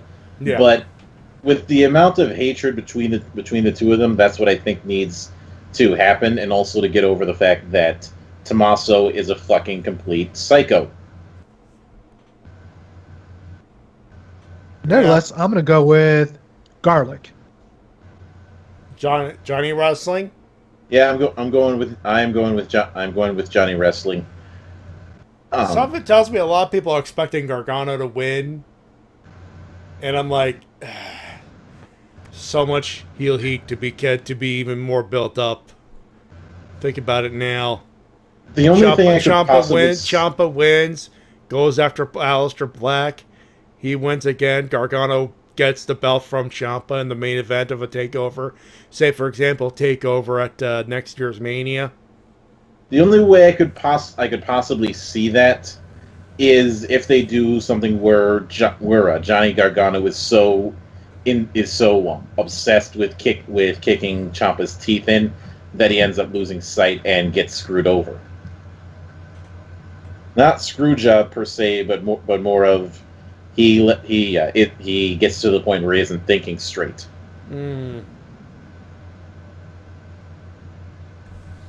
Possibly. Yeah. Next up, Aleister Black. Speaking of, defending the NXT Championship against Lars Sullivan. Big man versus a foot with a guy who could kick people in the face. Hard. I'm gonna go with Black. Mildred? I am going with Black. Black. It's just his time to have that sort of thing, and also, there's something very refreshing about Black being so far in when it comes to black metal, which even when the WWF was at its most metal-ish, black metal was something they never touched for reasons I can partially understand. Yeah. But it'd be cool if Black used a black metal theme. He did, but it's just that the root of all evil is more death than it is black metal. No, root of all evil, his current theme is straight up hardcore, almost hardcore punk. Yeah. I think I wish they could. I realized this wasn't going to happen, but there was a small part of me that wished he could have brought Michael Dante with him to keep the Sumerian Death Squad and keep their old theme. That makes sense. If people enjoy Aleister Black's theme song, if you want a band that's somewhat similar to them, I would highly recommend The Warriors. I've heard about them. Yeah, you guys may have heard their song on the last season of Daredevil. Ooh, Price of Punishment. Yeah. It's a song called Price of Punishment, which also includes vocals from Lemmy. Although if someone were to ask me, pick a band to do a theme song for Aleister Black, the band that I would probably go with is Psy. I don't think I've heard them. Psy is a black metal act from Tokyo that's been at it since 2000, and they are fucking weird. Are we talking during grade levels of weird? They use the speak and spell as a musical instrument. Okay, why not? Sure. Just look up it. You should be able to find an album called Imaginary Sonicscape or some of their other albums on YouTube. Just give a listen to the full album. Make sure you're wearing headphones and just enjoy. And the band is literally called Psy, as in S-I-G-H. Yes. I was expecting Psy as in like P-S-Y. No, I'm not talking about that overrated song. That's a song? You know, that one Korean thing. You know what? I'm not even going right. Right. Oh, Hildra style. Oh. I hate you. Oh God. And if you can't get that, then just call up Mick Gordon and say, you know that stuff you were doing for Doom? Can you do some of that for Black?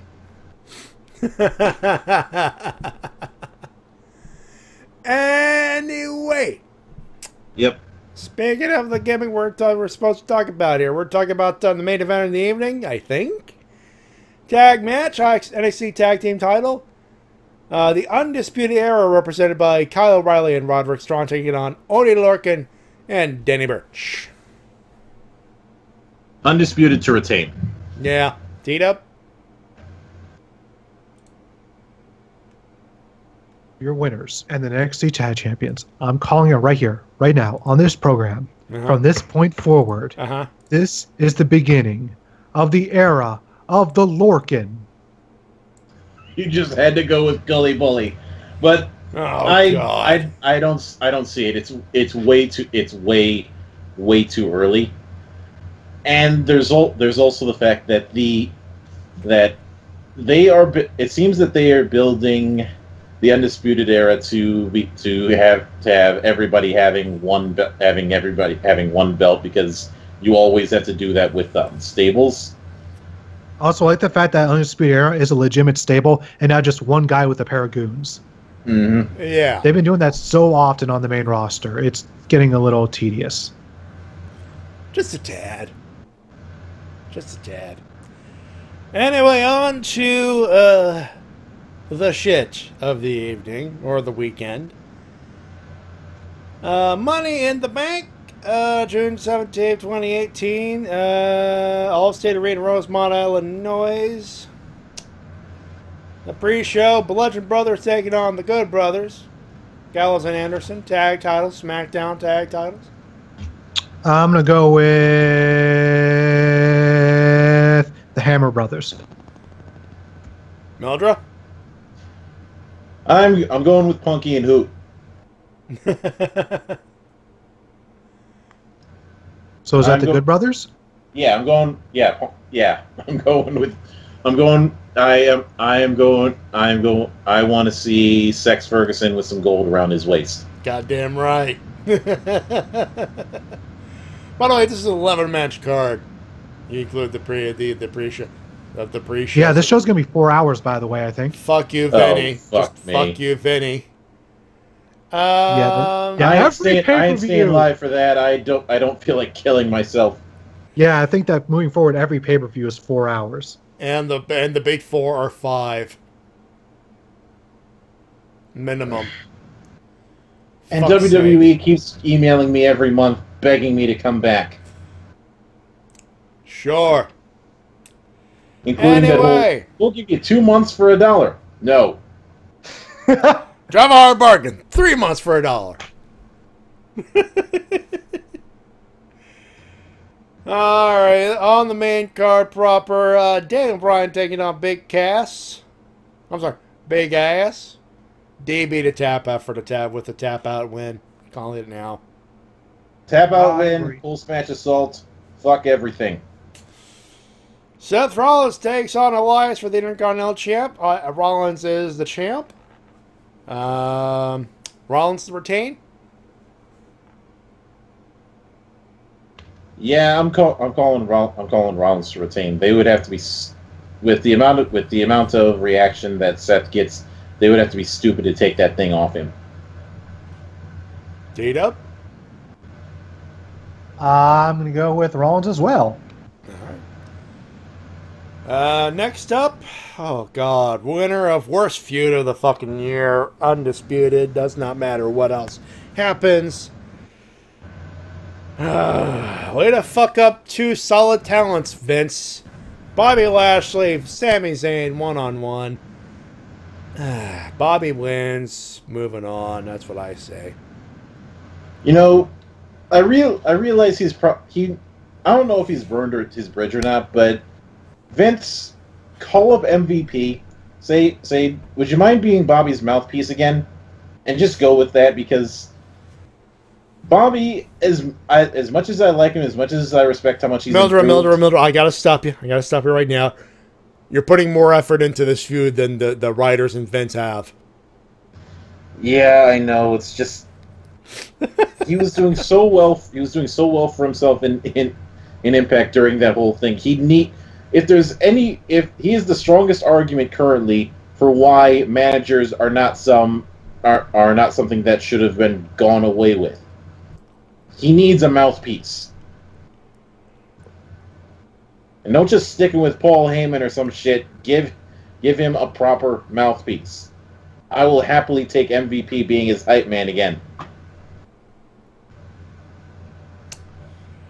Next up, Roman Reigns versus Jinder Mahal. Roman wins, LOL. I think we can move on from there. I'm not even... Am I being Captain Obvious here? Can I move on to the next one? Because I don't really care for this next for Roman versus Mahal. Yeah, let's move on. At least Mahal's entrance gear won't fall over himself. Hello, WrestleMania 34. How you doing? Carmella defends the SmackDown Women's title against Asuka. Fucked finish. Carmella wins. Yeah, I'm calling it. I'm calling it fuck finish because they can't be stupid enough to ever beat Asuka clean. Yeah. That would be the worst. Pretty much. You can tell that we care for this pay-per-view.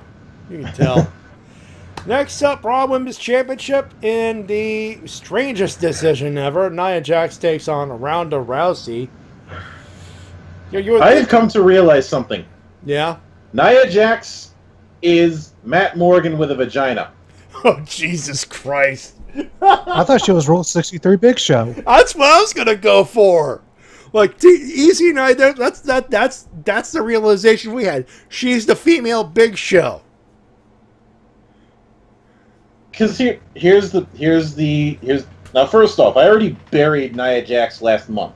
No, jeez. When I compared her to China because that was brutal on my part. I will freely admit that. But Nia is somebody who is coasting on the fact that she's big.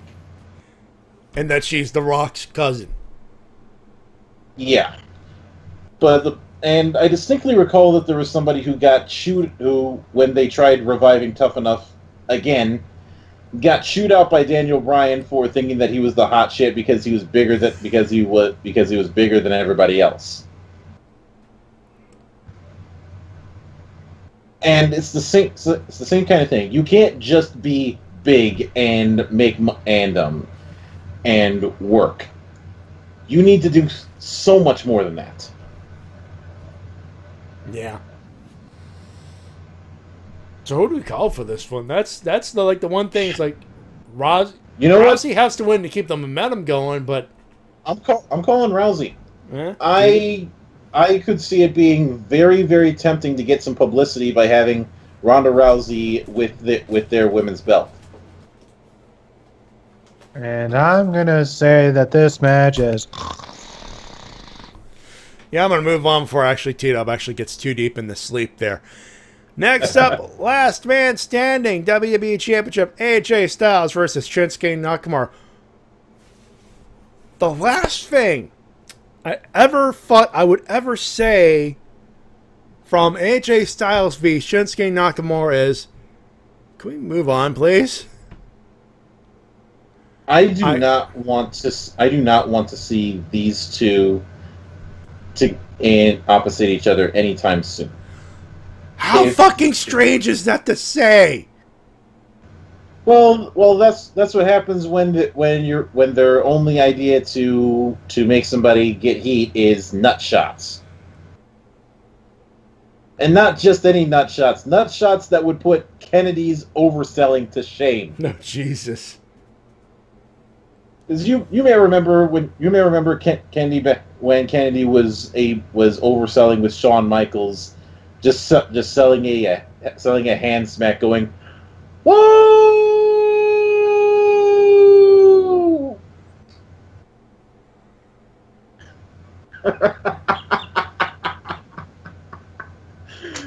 I will say this though, Nakamura's making the best of it though. Yeah, fucking around with that pen during the with the contract signing and everything else. If nothing else, you can't say the effort's not there. They're doing what they're trying to turn chicken shit into chicken soup. Yeah, but I think AJ needs a new opponent. He needs a fresh opponent. That's what it is. And I never thought I never thought I would be bored of Styles v Nakamura, but god damn it, we're at this point. Fuck you, Vinny. Also, AJ, wear a fucking cup. There it is. There it is. I don't care which one of you wears a cup. One of you better be wearing a cup on Sunday. Anyway,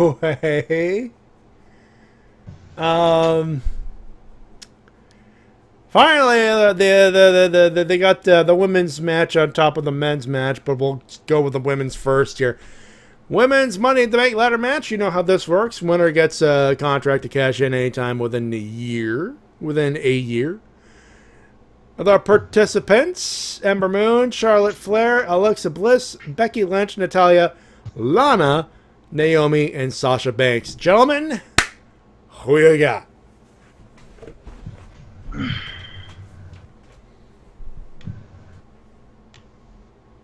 You know, Becky has been on the back burner for quite a while. I'm going with her for getting it. All right. God knows she needs the rub. She's just been kind of there. I'll say either Becky or Naomi. All right. You know, I had to talk about it earlier today with a coworker, so to speak, a fellow gentleman of the hospital birthplace, and I brought up a good point because it dawned on me. Sasha, does she need it? No, not as a face, but typically Money in the Bank has always been. Usually when it is effective, the most effective is that it is a long-term build-up for a good heel. Works with The Miz. Edge. Pretty much what's the prototype when it comes to that trope. Mm-hmm. Sasha needs to turn heel. Like all and out NXT, making kids cry bra heel. So here it is. If you want to build up, Sasha versus Rousey or Flair or whatever, here's one way to do it. Sasha could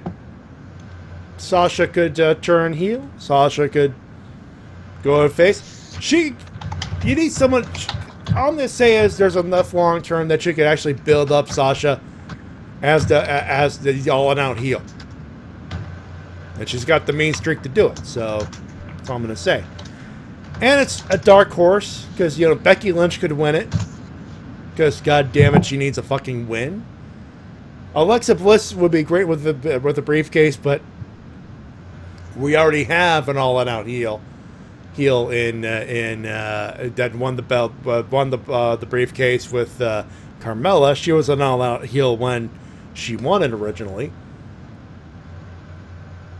Naomi, she needs a win. I could see that as well. Lana, because no. Natalya, because you want to build up the short term. You want to build up Natalya versus Rousey. Short term, I get that, but she doesn't need the briefcase to pull that off. I don't think. It'd be extracurricular, be an extra thing, and Money in the Bank is not an extra thing. So that's about it. My pick would be Sasha Banks. It's not the obvious pick, but WWE's never been too obvious. In the men's category, Braun Strowman, Finn Balor, The Miz, Rusev, Bobby Roode, Kevin Owens, Samoa Joe, and a member of the New Day as yet to be announced. The big rumor right now is Big E will be taking that spot, but it has yet to have been announced. Who do we got there, gentlemen?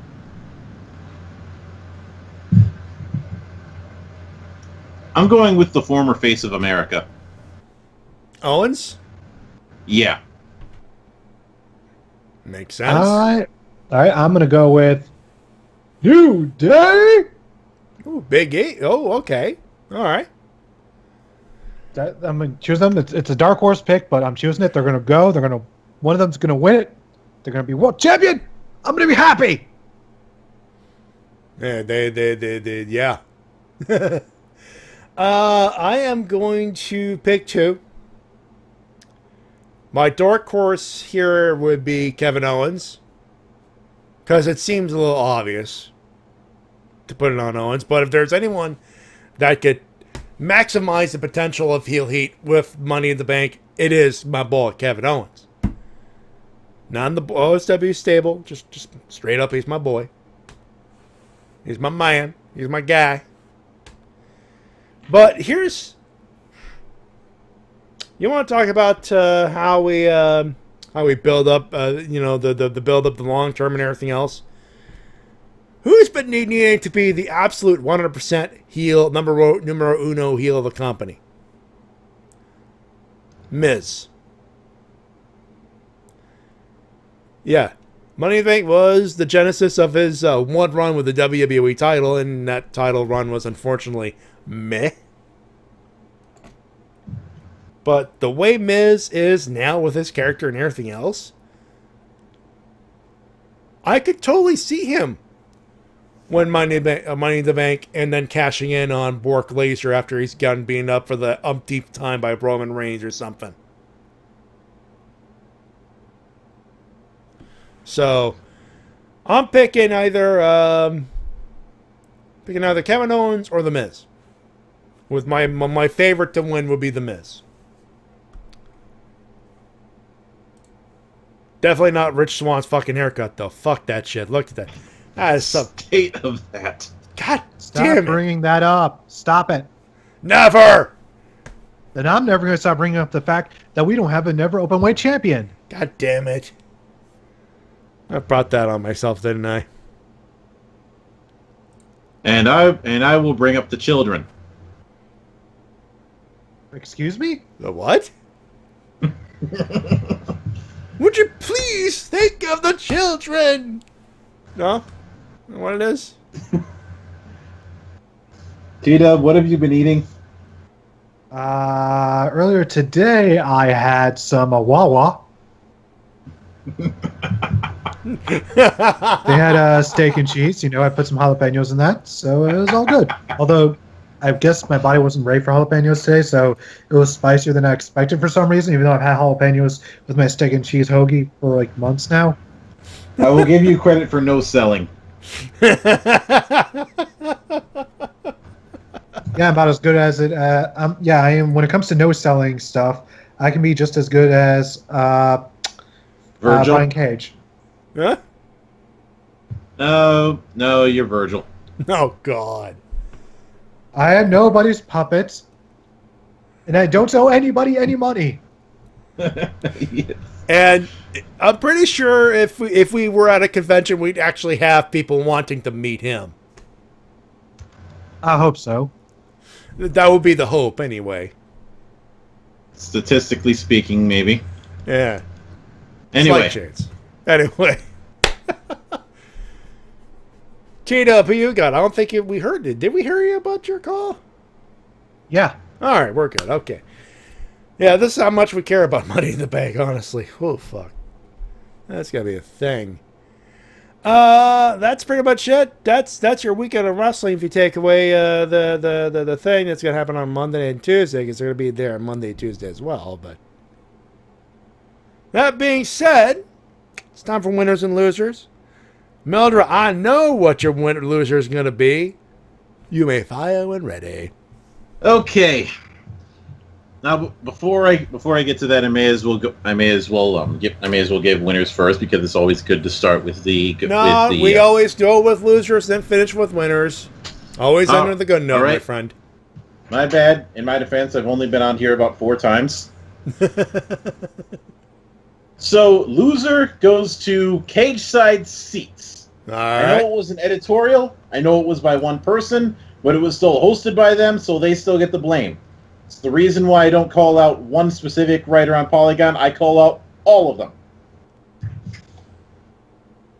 Well, at least you're consistent.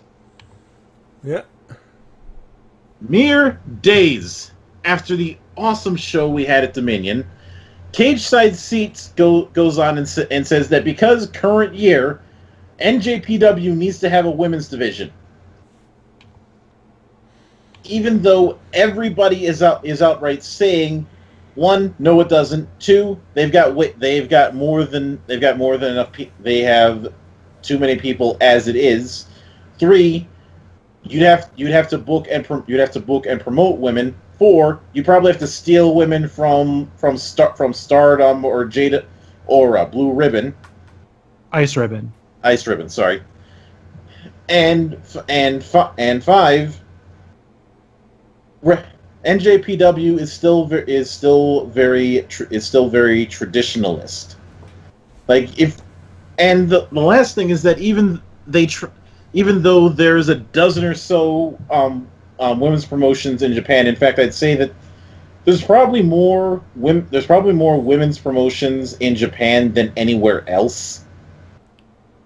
Yeah, Japan's got their women's division. New Japan don't need it. And essentially in Japan, the style wrestling that they do is they always have men's promotions and women's promotions. It's always been separate. Yeah. But the articles was titled "Cup of Coffee in the Big Time." Don't do the macho impression. This does not deserve it. Nah. The raging debate over women in NJPW is a mess as always, and it decides to open up its argument by invoking how awful just the words President Trump are, and by using the current year excuse. Basically trying to go for spooky language shit instead of this. It also brings up a few remarks from Dave Meltzer, because somebody asked him at one point, why is there no women's division? And he said, the same reason the NBA doesn't have women playing the odd number quarters. Then following up and saying, their fan base has never asked for it. It is not an issue. The same way it is not an issue in the NBA or soccer, or why the WWE doesn't have minis or exoticos isn't wrong just because AAA has them. And I do think it's kind of telling that for all of the effort that they put in saying there needs to be a women's division in NJPW, they could have spent equal amount of times promoting Stardom or other promotions that you can go and watch if you want to get your women's wrestling. I'd highly recommend Pro Wrestling Eve, by the way. I'm just saying for instead of trying to force somebody else to do it, why don't you do the work yourself? Oh wait, I know, because the writer in this case is fucking lazy. They were just throwing some shit together for clickbait. That's all it was. Yeah, this was pure clickbait, because like I said, this came out 48 hours after Dominion, and of course they're trying to use the opinion excuse, because everybody on the Facebook group that I found this out on is saying this is fucking stupid, and is stupid at best and arrogant at worst. So yeah, I don't think I'm going to top that I don't think I'm going to top anything else on that regard when it comes to loser.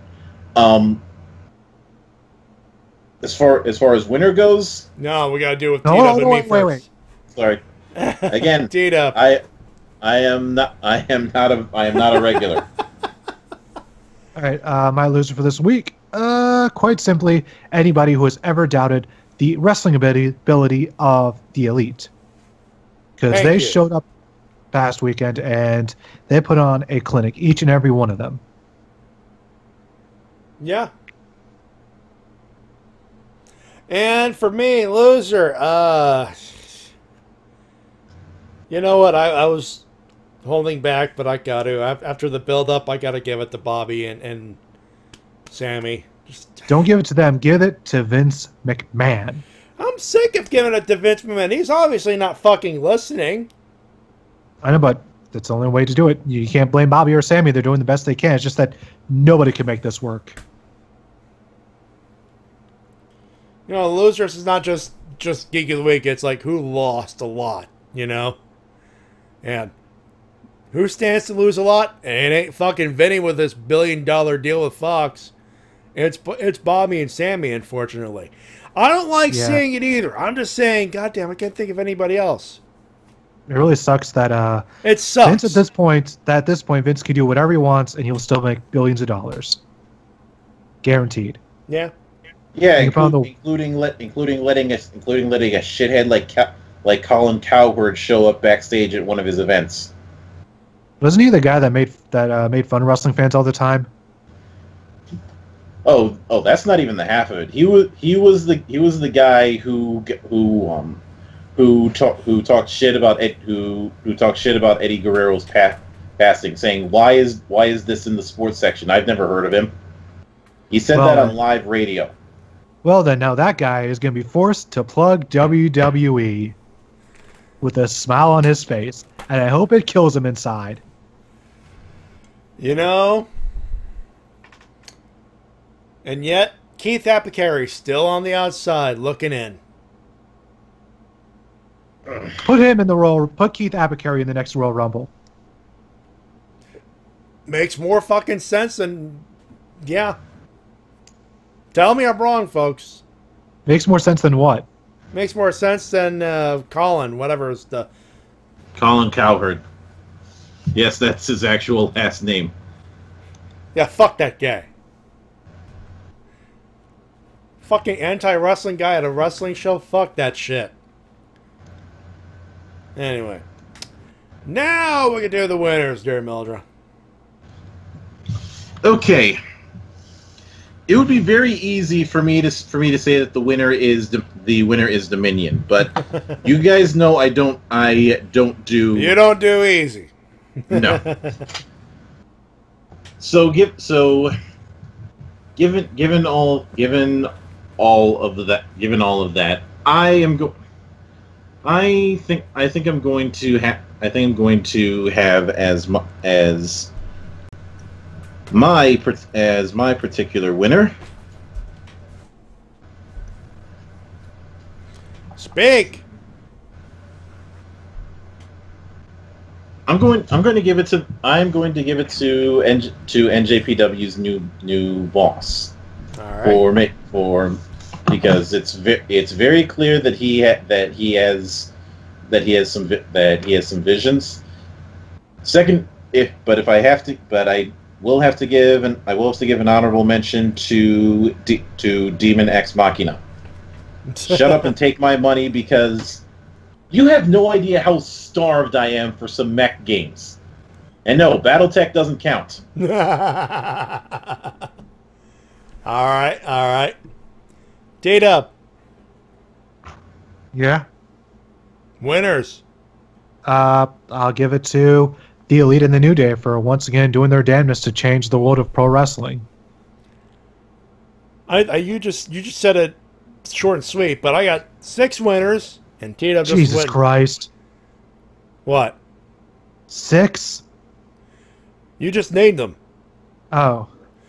Kenny Omega, Matt Jackson, Nick Jackson, Xavier Woods, Kofi Kingston, Big E.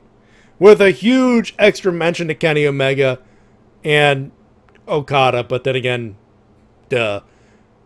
I'm just leaving it to the 6. 1, I think it's fair to say both teams have had a pretty good week. They're punking The Miz, they're having some fun, all that stuff. That being said, you want to talk about I lost my train of thought, but I got it back here. Give me a second. Kenny Omega starts this week Saturday in a hour plus match to win the second most, if not the most prestigious prize in professional wrestling. I guess the champion who's had a legendary run. Fast forward a few days later, he's in Los Angeles, California with the Young Bucks. He's playing video games, and the crowd out there going fucking nuts. Oh, by the way, Kenny Omega and Young Bucks, they're New Japan. They're not signed by WWE. New Day, they are. And Up, Down, Down is a WWE-owned property, technically speaking. This took a lot of red tape to cut, a lot of stuff to talk about. This was a gargantuan effort just to be able to say, hey, we got 6 wrestlers playing video games. Considering the amount of tension that Vince has against the bookers of All In, which, by the way, two-thirds of the elite are responsible for that. Considering all of that, 6 men came together just to play video games and put it up on the thing and saying, hey, let's just play video games. And that hour and a half, that hour and a half time was just glorious as hell. Oh, yes. Also, that was formed way better in my head a few hours ago, and I'm just dog tired now. Bottom line, at New Day and the Elite are fucking winners this way because, god damn it, something like what happened yesterday or a couple days ago now, since it's midnight, something like that does not happen until Thursday. That's fucking huge. That's unprecedented. That just sets something up for the future. Maybe not immediate, but goddamn, that's just something to think. Also, Xavier Woods and Kenny Omega ate habanero peppers. Goddamn, you boys are just goddamn. Just goddamn. All right, now we got to keep it short and sweet because we've been on for about 2.5 hours. God damn it. Mm-hmm. Mildred, that's what happens when we have you on. Quick plug. I know you did your recent video is about Power Rangers Hyperforce. Yep, I managed to get it back up after YouTube decided to fuck with me. And so far, I haven't had anybody get pissed off at me for tearing Hyperforce a new asshole. Yet. And at the risk of sounding egotistical, yes, I am saying I could do a better job. Mostly because, well, I did. You heard me. Yeah. I am saying Ryder is better than Hyperforce. I'm not going to toot my own horn. I'm just going to say I was just a player. I ain't going to blow my own horn, but toot. T-Dub, you had, we just talked about your video showdown, Legends of Wrestling 3. The review is up on your YouTube channel. Yep, check out my review of Showdown Legends of Wrestling. It's my 11-year special. Yep. I think I did an alright job with it. By the way, extra winner, because we need more winners teed up for 11 years of YouTube, by the way. Yay! Congratulations on the milestone, sir. Yep, it's officially 11 years on Sunday. Ah. Well, a happy early anniversary then again, good sir. Happy anniversary, happy anniversary, happy anniversary, happy anniversary. And as far as what's going on tomorrow, no Helmsman with Tony Helms with crew. Tony has decided to take a week off just to take care of some stuff and just to rest up. Anime Mavericks podcast is happening tomorrow, however, so you can tune in at 8 p.m. for that. Sunday on Toku Riffs Live, we're just back to a regular schedule of Kamen Rider Build, Lupin Ranger versus Pato Ranger, Gavon and Hurricaneger.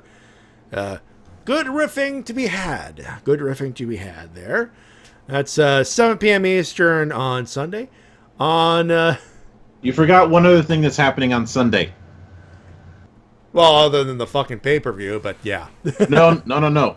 On Sunday, 8 o'clock Central Time, Monastery Live is going to be on my backup channel. I will post a link up on my social media, and I will be hopefully once again joined by Aaron Alexander, Doku, and Flatmeister as we talk about E3 and whatever else we feel like talking about for 3 hours.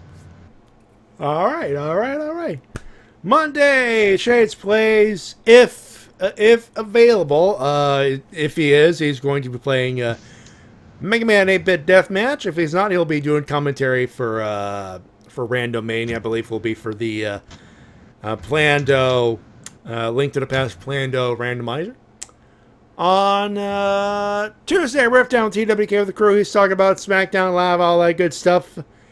With this gang of crew, I believe Shintai Curl will be there as well, so you can tune into that. Yeah, as long as work hours permitting. Work hours permitting. That might be an issue, but he will be there nonetheless. Or there will be a show, hopefully. Wednesday, the Second City. It's a TRPG. It'll be myself, By Hybrid, The Shades, and Lady K. And this handsome, tall glass of person right over there with Middle of the Monk doing the DMing as he usually does. Don't worry, you're not gonna get killed horribly just yet. Just Minoru Suzuki'd. Which is not dead, just in pain. I know the difference. On Thursday, Ranger Recap. We got a special show, but I cannot tell you what it is. All I'm going to say is we'll have an extra person on board. Shh. That's all I'm telling you. Tune in 8 p.m. Eastern Standard Time for that good stuff. And of course, we'll be back here. Get back here next Friday with another edition of the Wrestle Cast, talking about Money in the Bank weekend. Of course, with NXT TakeOver and all that good stuff. That said, thank you very much for tuning in, ladies and gentlemen. I'm dog tired. I don't know about you guys. Ready to go to bed. Yep. Good night. Where's the button, Matty? Stay fucking frosty and fuck the Watsy. Thanks for doing the thing. But on behalf of Mildred and Monk, who just told you about staying frosty and all that good stuff, and my good buddy TWK. Good night. It reminds you to work your freaking gimmick. My name's Matty Jay, reminding you of professional wrestling. Support your independent promotion as soon as possible. Enjoy your Saturday and drink responsibly Sunday. I know some of you are going to want to watch the pay-per-view, and if you're of age, enjoy responsibly. That's all I'm going to say. Have a good one. Have a safe one. I'll be over there watching the Toku. Talking about the people in the spandex and the bug armor and stuff. That's what I'm going to do. Have a good one. Have a safe one. Bye-bye, everybody. Bye-bye.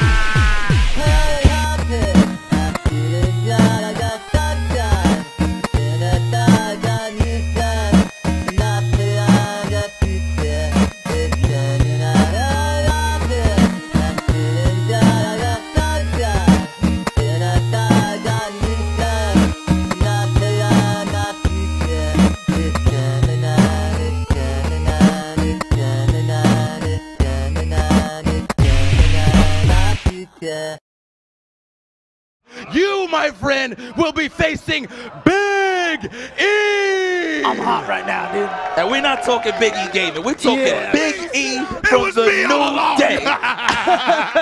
Oh, my goodness. Let's have a seat here. That is Kenny Omega's opponent. Look at it. Kenny is not happy about this. He wants to face Austin Creed. It's fine, Big E. But savor this moment. It'll be the only main event you'll ever have in your career. Oh, my God. Yo, time out. Put the kids to sleep.